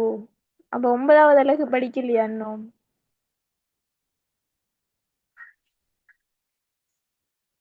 ஆ, 9, 10 கிளியர் இல்ல அப்ப. கொஞ்சம் குழப்பம் டீச்சர். சரியா? இந்த விஷயத்திலயும் குழப்பம் இருக்கா? நான் இப்ப படிப்பிக்கிற விஷயம் அது ஓகே டீச்சர். அது ஓகே தானே? டீச்சர். ஓகே. சரி, இப்ப அந்த அடிப்படை இப்ப ஒரு சமூக வாழ் முஸ்லிம் சமூகத்துல பின்பற்ற வேண்டிய அம்சங்கள் உங்களுக்கு தெரிஞ்சுக்கின்னு பதில சொல்லுங்க. அப்ப என்னென்ன அம்சங்கள் இருந்து? டீச்சர் சகோதரத்துவம், தலைமைத்துவம் அதுவா? ம். ஆ, வேற? சமத்துவம், கூட்டு பொறுப்பு, சமூக நீதி, கூட்டு பொறுப்பு, பொதுநலம் பேணல், தலைமைத்துவத்தை கட்டுப்பட்டு நடத்தல், பரஸ்பர உதவிகள். சரி, இப்ப நான் பொது பணிகள்ல விளங்கப்படுத்துறேன்னா ஓகே டீச்சர். சரி, இப்ப பாருங்க, ஒரு முஸ்லிம் சமூகத்துல வந்துட்டு பின்பற்ற வேண்டிய சில அடிப்படைகள் இருக்கு, அடிப்படை அம்சங்கள் இருக்கு. அதைத்தான் நம்ம இப்ப பார்க்க போறோம். விளங்கிட்டா? முதலாவது வந்துட்டு அனைத்து மனிதர்களும் வந்துட்டு ஒரே இறைவனான அல்லாஹ்வினால் படைக்கப்பட்டார்கள். இப்ப பாருங்க, மக் ஆஹ் இப்ப ஒரு அல்குர்ஆன் வசனம் ஒன்று இருக்கு பாருங்க. மக்களே, நாம் உங்களை நிச்சயமாக ஒரு ஆணிலிருந்தும் ஒரு பெண்ணிலிருந்தும் படைத்தோம். பின்னர் உங்களை நீங்கள் ஒவ்வொருவருக்கும் பரஸ்பரம் புரிந்து கொள்ள வேண்டும் என்பதற்காகவே சிறு சிறு குழுக்களாகவும் கோத்திரங்களாகவும் ஆக்கினோம். அப்ப இப்ப அல்லாஹ் சொல்றான் வந்துட்டு குர்ஆன்ல, இப்ப மனிதர்களை வந்துட்டு ஒரு ஆணிலிருந்தும் ஒரு பெண்ணிலிருந்து தான் நான் உருவாக்கினேன். பின்னர் அவங்களுக்குள்ள வந்துட்டு ஒரு பரஸ்பர நெருக்கம் வர்றதுக்காக வேண்டித்தான் அவங்கள வந்துட்டு சிறு சிறு குழுக்களாகவும் கோத்திரங்களாகவும் என்ன செஞ்சோம்னா நாங்க பிரிச்சோம். வழங்கிட்டா? நிச்சயமாக உங்களை மிகவும் பயபக்தி உடையவர்களே அல்லாஹுடம் வந்துட்டு மிகவும் ஆஹ் கண்ணியத்துக்குரியவர் ஆவார். நிச்சயமாக அல்லாஹ் மிகவும் நன்கறிகிறவன். அப்ப அல்லாஹ் குர்ஆன்ல சொல்றான் எப்படின்னு பாருங்க. ஒரு ஆணிலிருந்தும் ஒரு பெண்ணிலிருந்தும் நான் உங்களை படைத்தேன். சரியா? பின்னர் நீங்க உங்களுக்குள்ள வந்துட்டு நீங்க ஒருவருக்கு ஒருவர் பரஸ்பர உதவி செய்யக்கூட பரஸ்பரம் புகன்றதுக்காக வேண்டிதான் நான் வந்துட்டு உங்களை குலங்களாகவும் கோத்திரங்களாகவும் என்ன செய்யறேன் ஆக்கினேன். அல்லாஹ் குர்ஆன்ல வந்துட்டு சொல்றான். சரியா? இந்த வசனம் வந்துட்டு அனைத்து மனிதர்களும் ஒரே இறைவனான அல்லாஹினால் படைக்கப்பட்டு இந்த இந்த சமூகத்துக்குள்ள இந்த உலகத்துக்கு அனுப்பப்பட்டார்கள் என்று என்ற ஒரு விடயத்தை இந்த அல் குர்ஆன் வசனம் என்ன செய்யுதுன்னா தெளிவுபடுத்துகின்றது. இது வழங்கிட்டா பிள்ளைகள்? டீச்சர். சரி, இப்ப அடுத்த விஷயம், ரெண்டாவது விஷயம். அடுத்த விஷயத்தை பாருங்க.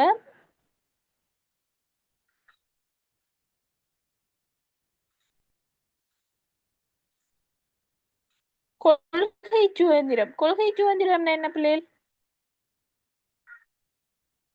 இப்ப பாருங்க, ஒவ்வொருவரும் இப்ப நம்ம நாட்டுல வந்துட்டு ஒவ்வொரு மதத்தவர்கள் வெவ்வேறு கொள்கைகளை கொண்டு என்ன செய்யறாங்கன்னா வாழ்கிறாங்க. இப்ப அவங்க வந்துட்டு இப்ப ஒவ்வொரு மனிதரும் தாம் விரும்பும் கொள்கையையும் மதத்தையும் பின்பற்றும் சுதந்திரம் தான் வந்து கொள்கை சுதந்திரம். இப்ப அவங்க என்ன செய்வாங்கன்னா அவங்களோட மதத்தையும் அவங்களோட கொள்கைகளையும் பின்பற்றுவாங்க. இப்ப மதத்தவர்களை பார்த்தோம்னா அவங்களோட மதத்துல இருக்கிற கொள்கைகளையும் அவங்களோட மதத்தையும் பின்பற்றுவாங்க. அதே மாதிரிதான் சிங்களம், பௌத்தம், ஆஹ் முஸ்லிம்கள் இவங்க எல்லாம் என்ன செய்வாங்கன்னா அவங்களோட மதத்தையும் அவங்களோட அந்த மதத்தில் இருக்கிற கொள்கைகளையும் என்ன செய்வாங்கன்னா பின்பற்றுவாங்க. இதைத்தான் வந்துட்டு கொள்கை சுதந்திரம் என்று சொல்லப்படுகிறது. இது வந்துட்டு ஆஹ் இதுல வந்துட்டு மாறுபட்ட கொள்கையோ மதத்தையோ பின்பற்றுபவர்கள் தமக்குள் பரஸ்பரம் எதிரிகள் அல்ல. இப்ப நம்ம ஒரு பௌத்த நாட்டிலான் வாழ்ந்துட்டீங்க சரியா. இது வந்துட்டு என்ன, சிங்கள தமிழ் முஸ்லிம்கள் வாழும் ஒரு பௌத்த நாடு சரியா. பல மதங்கள் வாழும் ஒன்றாக வாழும் நாடு. இவங்க வந்துட்டு பல்வேறு கொள்கைகளையோ பல்வேறு மதத்தையோ இவங்க பின்பற்றுவதால அவங்க தங்களுக்கு எதிரிகளாயிப்பாங்களா? இல்ல. என்ன, அவங்களோட சுதந்திரம் அவங்களோட கொள்கை சுதந்திரத்தை என்ன செய்யறாங்கன்னா அவங்க பயன்படுத்துறாங்க. அவங்க இஸ்லாத்தை இல்லைன்னு போட்டு அவங்க நம்மளுக்கு எதிரியாயிப்பாங்களா? இல்ல. நம்ம அவங்கள எதிரியா அந்த சந்தர்ப்பத்துல பார்க்கலாமா?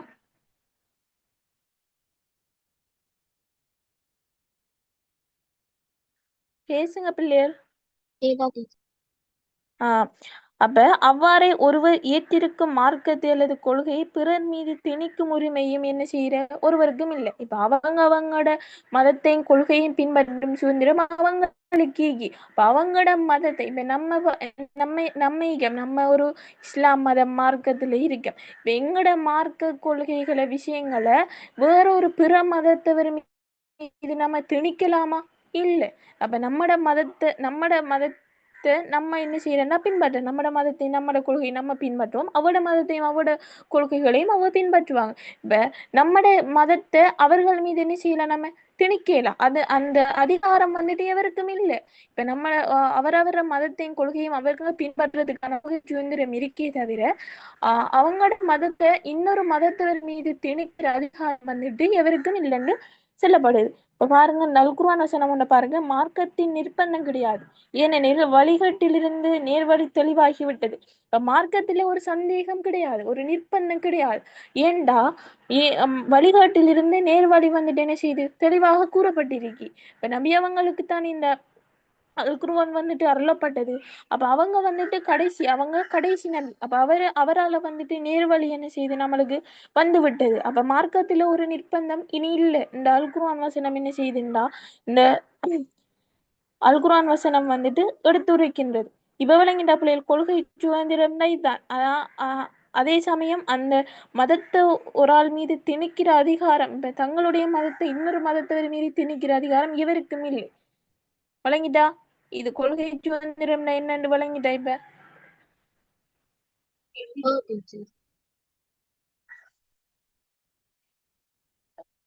கிளியரா வழங்கிட்டா இல்ல இன்னும் தரம் வழங்கப்படுத்தியா? இப்ப கொள்கை சுதந்திரம்னு கேட்டா நீங்க அவ்வளவுதான் சொல்லணும். கொள்கை சுதந்திரம் அவரவர மதத்தின் கொள்கைகளை பின்பற்றும் சுதந்திரம். அவரவர மதத்தை பின்பற்ற சுதந்திரத்துல எவரும் தலையிட இயலாது சரியா. இப்ப அவரவர மதத்தை வந்துட்டு இன்னொரு மதத்தவர்கள் மீது திணிக்க இயலாது. இதான் வந்துட்டு கொள்கை சுதந்திரம்னு சொல்றாங்க. வழங்கிட்டா? சரி, அடுத்தது 3வது விஷயத்தை பார்ப்போம்.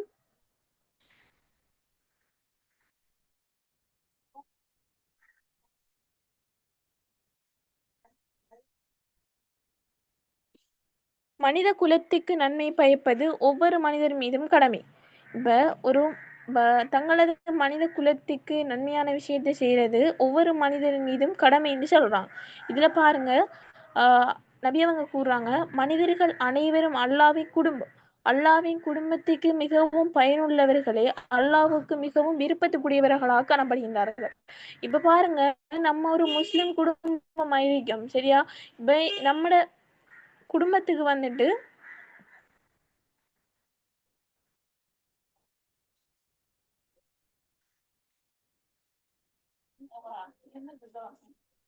இப்ப பாருங்க பிள்ளைகள், இப்ப மனித குலத்துக்கு நன்மை பதிப்பது ஒவ்வொரு மனிதன் மீதும் கடமை. இப்ப நம்மட முஸ்லிம் ஒரு சமூகத்துக்கு வந்துட்டு நம்ம நன்மையான விஷயத்தை செய்யக்குள்ள அது வந்துட்டு அதுல இருக்கிற எல்லா மனிதர்களுக்கும் என்ன செய்யுதுண்டா நன்மை பயக்கக்கூடியது. என்ன அப்படித்தானே பிள்ளைகள்? இப்ப ஒரு ஒரு முஸ்லிம் சமூகம் இருக்குன்னு வைங்க, அந்த சமூகத்துல ஒரு இல்லாத ஒரு குடும்பம் இருக்குன்னு வைங்க, அந்த குடும்பத்துக்கு இப்ப ஒரு நீர் வசதியோ இல்லாட்டி ஒரு மின்சார வசதியோ பெற்று கொடுத்தா அவ இல்லை அந்த அவரது அந்த முஸ்லீம் சமூகமே சுத்தி என்ன செய்வாங்கன்னா மகிழ்ச்சி அடைவாங்க. அவங்களுக்கு செஞ்சு கொடுத்த நன்மை இவங்களுக்கு கிடைக்கும். அந்த அந்த இவங்க செஞ்சு கொடுத்ததான அந்த குடும்பம் என்ன செய்வாங்கன்னா ஒரு மகிழ்ச்சியான நிலையில ஒரு சந்தோஷமான நிலையில என்ன செய்வாங்க வாழ்வாங்க. அப்ப மனிதர்கள் அனைவரும் அல்லாவின் குடும்பம்ங்கிறதால அல்லாவின் குடும்பத்துக்கு மிகவும் பயனுள்ளவர்களே அல்லாஹுக்கும். அப்ப அவங்களுக்கு பயனுடையவர்களாக அனைவரும் இருக்கக்குள்ள அவங்க அல்லாவுக்கும் விருப்பத்துக்குரியவர்களாகவும் என்ன செய்யறாங்கன்னா விடத்தை மாறுறாங்க. இந்த நபி அவங்க என்ன செய்யறாங்கன்னா சொல்றாங்க. இந்த குர்ஆன் வசனம் வந்துட்டு என்னது சொல்றேன்னா, இப்ப மனித குலத்துக்கு மனித சமூகத்துக்கு நன்மை பயப்பது மனிதன் மீது கடமையாக்கப்பட்ட ஒரு விஷயம் என்பது இது எடுத்துரைக்கின்றது. இல்லைன்னா சரி, இப்ப வணங்குதா பிள்ளைகள்? அடுத்த விஷயம் வந்துட்டு எல்லா மனிதர்களும் சகோதரர்கள். 4வது விஷயம் இது வந்துட்டு என்னது எடுத்துரைக்கிறது? நான் ஆரம்பத்திலே உங்களுக்கு சொல்லி தந்தேன் சகோதரத்துவம்.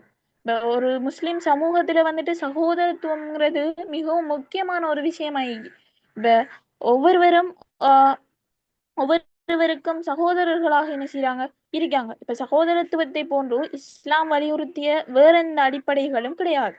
இப்ப இஸ்லாம் வந்துட்டு ஒரு அடிப்படையான விஷயமாக வந்துட்டு இந்த சகோதரத்துவத்தை என்ன செய்துண்டா சொல்லுது.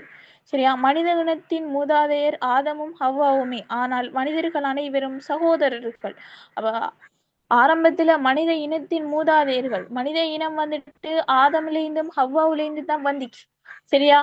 ஆனா அவங்கள தான் என்ன செய்யணும் மனிதர்கள் என்ன செய்யறாங்க தோற்றம் பெறாங்க. அதாவது ஆரம்பத்துல அவங்களோட மூதாதையர்கள் அல்லாஹ் ஹவ்வாவையும் ஆதமையும் படைச்சு, அதாவது ஆதம படைச்சு அவர விழாயிலும் இருந்து ஹவ்வாவை படைச்சு அதன் மூலம் மனித இனத்தை என்ன மனித இனம் பெருகப்படுது.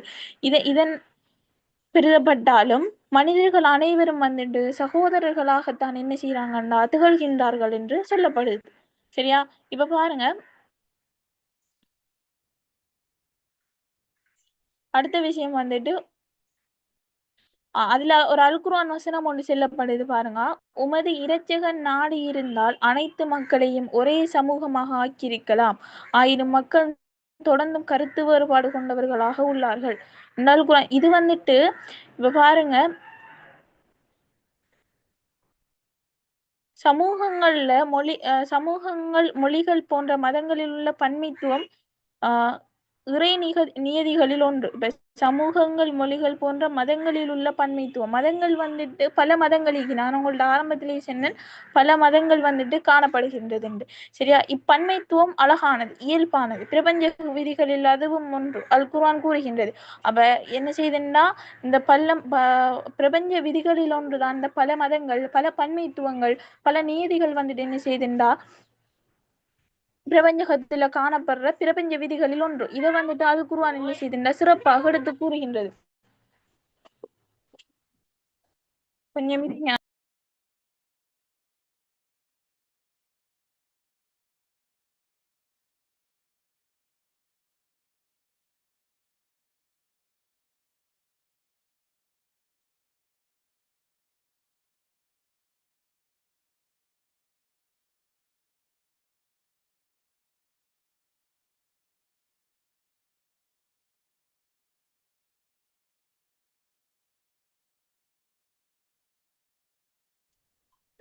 இப்ப வழங்கிட்ட பிள்ளைகள். இப்ப சகோதரத்துவம்ங்கிறது வழங்கிட்டு தானே? இப்ப சகோதரத்துவத்தை போன்று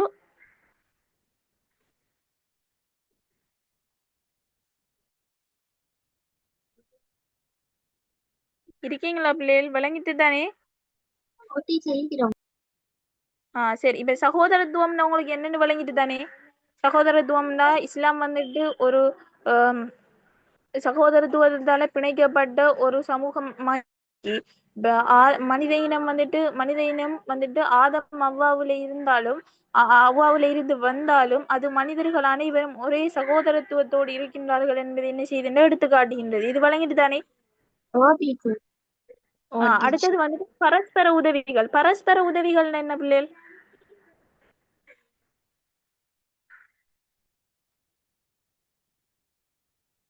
பரஸ்பர உதவிகளை செய்யற. இப்ப வந்துட்டு நான் உங்கள்ட்ட சொன்னேன்,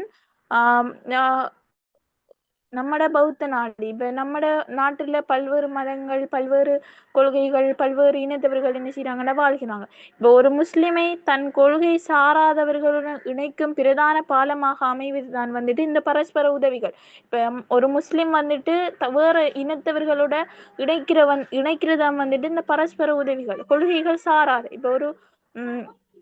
இப்ப பாருங்க, இப்ப ஒரு முஸ்லீம் வந்துட்டு என்ன செய்யறான், இப்ப ஒரு வேற ஒரு இனத்தவர் இருக்காரு, அவருக்கு வந்துட்டு இப்ப ரோட்ல ஒரு ஆக்சிடென்ட் நடந்துட்டு வைங்களேன், இப்ப அவரத வந்துட்டு ஒரு முஸ்லீம் இனத்தவர் நின்றா அவரு தான் என்ன செய்வாருன்னா அவரை தூக்கி கொண்டே ஹாஸ்பிட்டலுக்கு அனுப்பி ஹாஸ்பிட்டல்ல அட்மிட் பண்ணுவாரு. அப்ப இது வந்துட்டு ஒரு பரஸ்பர உதவி பிள்ளைகள், பரஸ்பர உதவி. இது வந்துட்டு என்ன செய்யுதுன்னா ஒரு முஸ்லிமை தன் கொள்கை சாராதவர்களுடன் என்ன செய்யுதுன்னா இணைக்குது. அப்ப இணைக்கும் பிரதான பாலமாக அந்த பரஸ்பர உதவிகள் வந்துட்டு என்ன செய்யுதுன்னா காணப்படுகின்றது. சரியா? இந்த பரஸ்பர உதவிகளும் ஒத்தாசைகளும் வந்துட்டு வறுமை, நோய், அறிவீனம் போன்ற நிலைகளில் சிக்கி தவிக்கும் எவருக்கும் முஸ்லிம்கள் உதவிகளை செய்வது கடமையும் இறைவனிடம் நன்மையை பெற்றுத்தரும் ஒரு விடயமாக காணப்படுகின்றது. இப்போ வேறொரு இனத்தவர் இருந்தாலும் அவர் ஒரு வறுமையில் இருக்காராம்டா அவங்களுக்கு வந்துட்டு முஸ்லிம் சமூகத்தவர் வந்துட்டு உதவி செய்யக்குள்ள அது வந்துட்டு இறைவனிடம் நன்மையை பெற்றுத்தரும் ஒரு காரியமாக என்ன செய்யுது காணப்படுது. இப்ப ஒருவர் நோய்வாய்ப்பட்டிருக்காரு, வேறொரு கொள்கையை பின்பற்றும் வேற ஒரு இனத்தை பின்பற்றும் ஒருவர் ஒரு நோய்வாய்ப்பட்டிருக்காரு, இல்லாட்டி ஒரு வறுமை இருக்காருண்டா அவருக்கு என்ன செய்யற முஸ்லிம்கள் உதவி செய்யக்குள்ள அவங்களோட உதவியின் கடமைகளையும் செய்யக்குள்ள இறைவனிடம் அவங்க என்ன செய்யறாண்டா ஒரு நன்மையை பெற்றுக்கொள்கின்ற பெற்றுக்கொள்ளக்கூடியவர்களாக இருக்காங்க. சரியா? ஒரு அல்குர்ஆன் வசனம் ஒன்றிக்கு பாருங்க, மார்க்க விடயத்துக்காக உங்களுக்கு எதிராக போராடாமலும் உங்கள் வீடுகளில் இருந்து உங்களை வெளியேற்றாமலும் இருப்பவர்களுக்கு நீங்கள் உதவி செய்வதையும். ஒரு மார்க்க விடயத்துக்காக உங்களுக்கு எதிராக போராடாமலும் உங்கள் வீடுகளிலிருந்து உங்களை வெளியேற்றாமலும் இருப்பவர்களுக்கு நீங்கள் உதவி செய்வதையும் அவர்களுக்கு நீங்கள் நீர் செலுத்துவதையும் விட்டு உங்களை அல்லாஹ் தடுக்க மாட்டான். அப்ப அல்லாஹ் அல்குர்ஆன்ல எப்படி சொல்றான்னா, இப்ப மார்க்க விடயத்துக்காக இப்ப அவரவர மார்க்கம், அவரவர கொள்கை, அவரவர மதம், இந்த விடயத்துக்காக வேண்டி உங்களுக்கு எதிராக ஒருவர் போராடாமலும், சரியா, உங்கள் வீடுகளிலிருந்து இப்ப நீங்க ஒரு வேறு இனத்தவர்கள வீடுகள போய் உதவி கேட்டு இருந்தீங்கன்னா உங்களை வெளியேற்றாமலும் உங்களுக்கு உதவி செய்து உங்களுக்கு நீர் செலுத்துவதை விட்டும் அல்லாஹ் என்ன செய்ய மாட்டான், உங்களை தடுக்க மாட்டான். நிச்சயமாக அல்லாஹ் நீர் செலுத்துவோர்களை நேசிக்கின்றான்டா. இந்த அல்குர்ஆன் வசனம் என்னத்தை காட்டுதுண்டா, இப்ப பரஸ்பர உதவிகள். ஒருவர் வந்துட்டு வேறொரு மதத்தவர் வந்துட்டு தங்கள உதவி கேட்டு வரக்குள்ள, இல்லாட்டி ஒரு வாடகை இருக்கிறதுக்கு வீடு கேட்டு வரக்குள்ள, இல்லாட்டி ஒரு தண்ணீர் கேட்டு வரக்குள்ள அவங்க வந்துட்டு திறக்குள்ள அதை விட்டு அல்லாஹ் என்ன செய்ய மாட்டான், நம்மள தடுக்க மாட்டான். விளங்கிட்டா? அல்லாஹ் வந்துட்டு உதவி செய்வோரை நீர் செலுத்துபவரை என்ன செய்யறான், நேசிக்கின்றான் என்ற அல்குர்ஆன் வசனம் மூலம் பரஸ்பர உதவிகள் என்ற அந்த ஒரு முஸ்லிம் வந்துட்டு பரஸ்பர உதவி செய்யக்கூடியவரா இருக்கின்றார் என்று இத அந்த அல்குர்ஆன் வசனம் என்ன செய்யுதுன்னா எடுத்து காட்டுகின்றது. சரியா பிள்ளைகள்? விளங்கிட்டா? பரஸ்பர உதவிகள் என்னன்னு விளங்கிட்டு தானே? சரி, விளங்காட்டி கொஞ்சம் கேட்கணுமா? சைலண்டா இருக்கப்படா, விளங்கப்படுத்திட்டு போறேன். விளங்காட்டி கேட்கணும். ஓகே தானே? எல்லாருக்கும் விளங்கிட்டு தானே?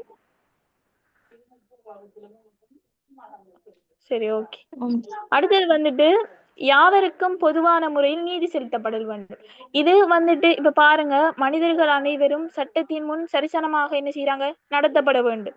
இப்ப ஒரு ஆளுக்கு வந்துட்டு சரியானதும் ஒரு ஆளுக்கு நீதி கிடைக்காம போறது என்ன, ஒரு குற்றவாளியை ரிலீஸ் பண்றதும் ஒரு குற்றவாளிய ஒரு நீதி கிடைக்கக்கூடிய ஆளுக்கு நீதி கிடைக்காம போறதும், அடுத்தது வந்துட்டு குற்றவாளிய ரிலீஸ் பண்றதும் வந்துட்டு என்ன செய்யுதுன்னா சமமாக என்ன செய்து பார்க்கப்படுதா இல்லை. அப்ப நீதிங்கிறது சரிசமனாக என்ன செய்யணும், வழங்கப்படணும்.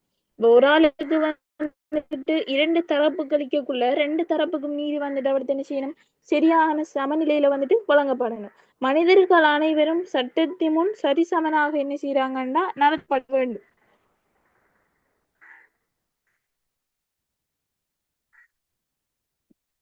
அடுத்த கிளாஸ் என்ன பிள்ளைகள் உங்களுக்கு?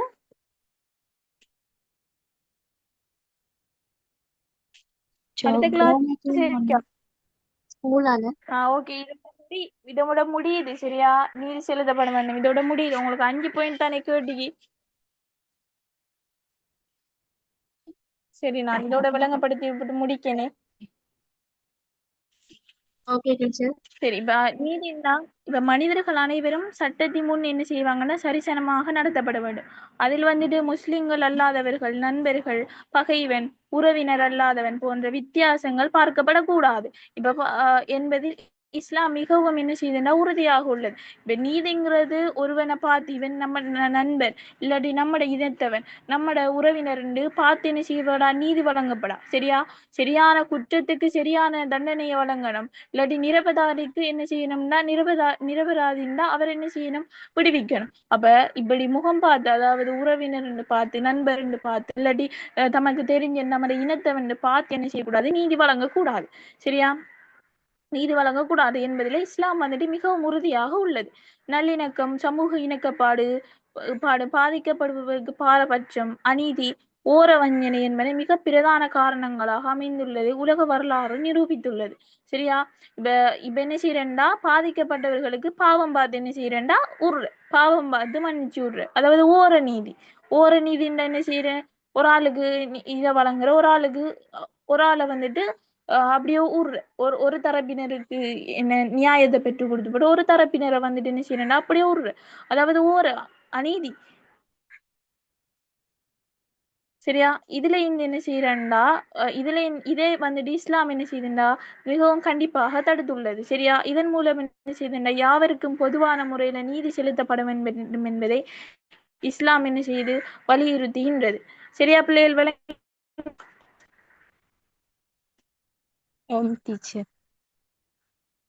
சரி, இப்போ உங்களுக்கு 5 பாயிண்ட் ஓகே தானே?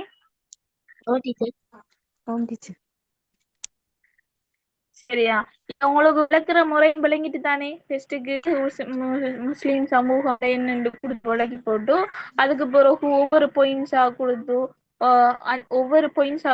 போட்டு, அதாவது குறிப்பிட்டு விளக்குகண்டு தானே சொல்லி. அப்ப அந்த ஒவ்வொரு பாயிண்ட்ஸா குறிப்பிட்டு போட்டு அதுக்கு பிறகு என்ன செய்தா ஒவ்வொரு பாயிண்ட்ஸையும் விளக்கினா சரி. 5 பாயிண்ட்ஸையும் விளக்கி விட்டா சரி. சரியா, ஒவ்வொரு ஆளுக்குறான ஹதீஸ் வசனம் இல்ல அது நம்ம டைம் கொடுத்து விளக்கினா சரி. விளங்கிட்டா, நீங்க ஓவரா விளக்கணும்னு அவசியம் இல்லை. சரியா பிள்ளைகள்? இஸ்லாம் வந்துட்டு சிம்பிளா எழுதுற பாடம். சரியா, அப்ப நீங்க என்ன செய்யணும்னா சிம்பிளா, அதாவது நீங்க படிச்ச அல்குர்ஆன் ஹதீஸ் வசனத்தை அதுக்குரிய அல்குர்ஆன் ஹதீஸ் வசனத்தை வச்சு சிம்பிளா விளவி, நீங்க ஓவரா பக்கம் எழுதணும்னு அவசியம் இல்லை. சரியா பிள்ளைகள்? ஓகே தானே? படிச்சு தானே? ஏதாவது டவுட் என்ன இருக்கா? அடுத்த கிளாஸ் இருக்கா உங்களுக்கு? சரியா, ஓகே. சரி, அடுத்த கிளாஸ்ல வந்துட்டு சார் வந்துட்டு மத்தத படிப்பாரு. ஓகேயா? Okay teacher. சரியா. அஸ்ஸலாமு அலைக்கும் வரஹ்மத்துல்லாஹி வபரகாத்துஹு. வலைக்கும் ஸலாம் வரஹ்மத்துல்லாஹி வபரகாத்துஹு டீச்சர். சரி.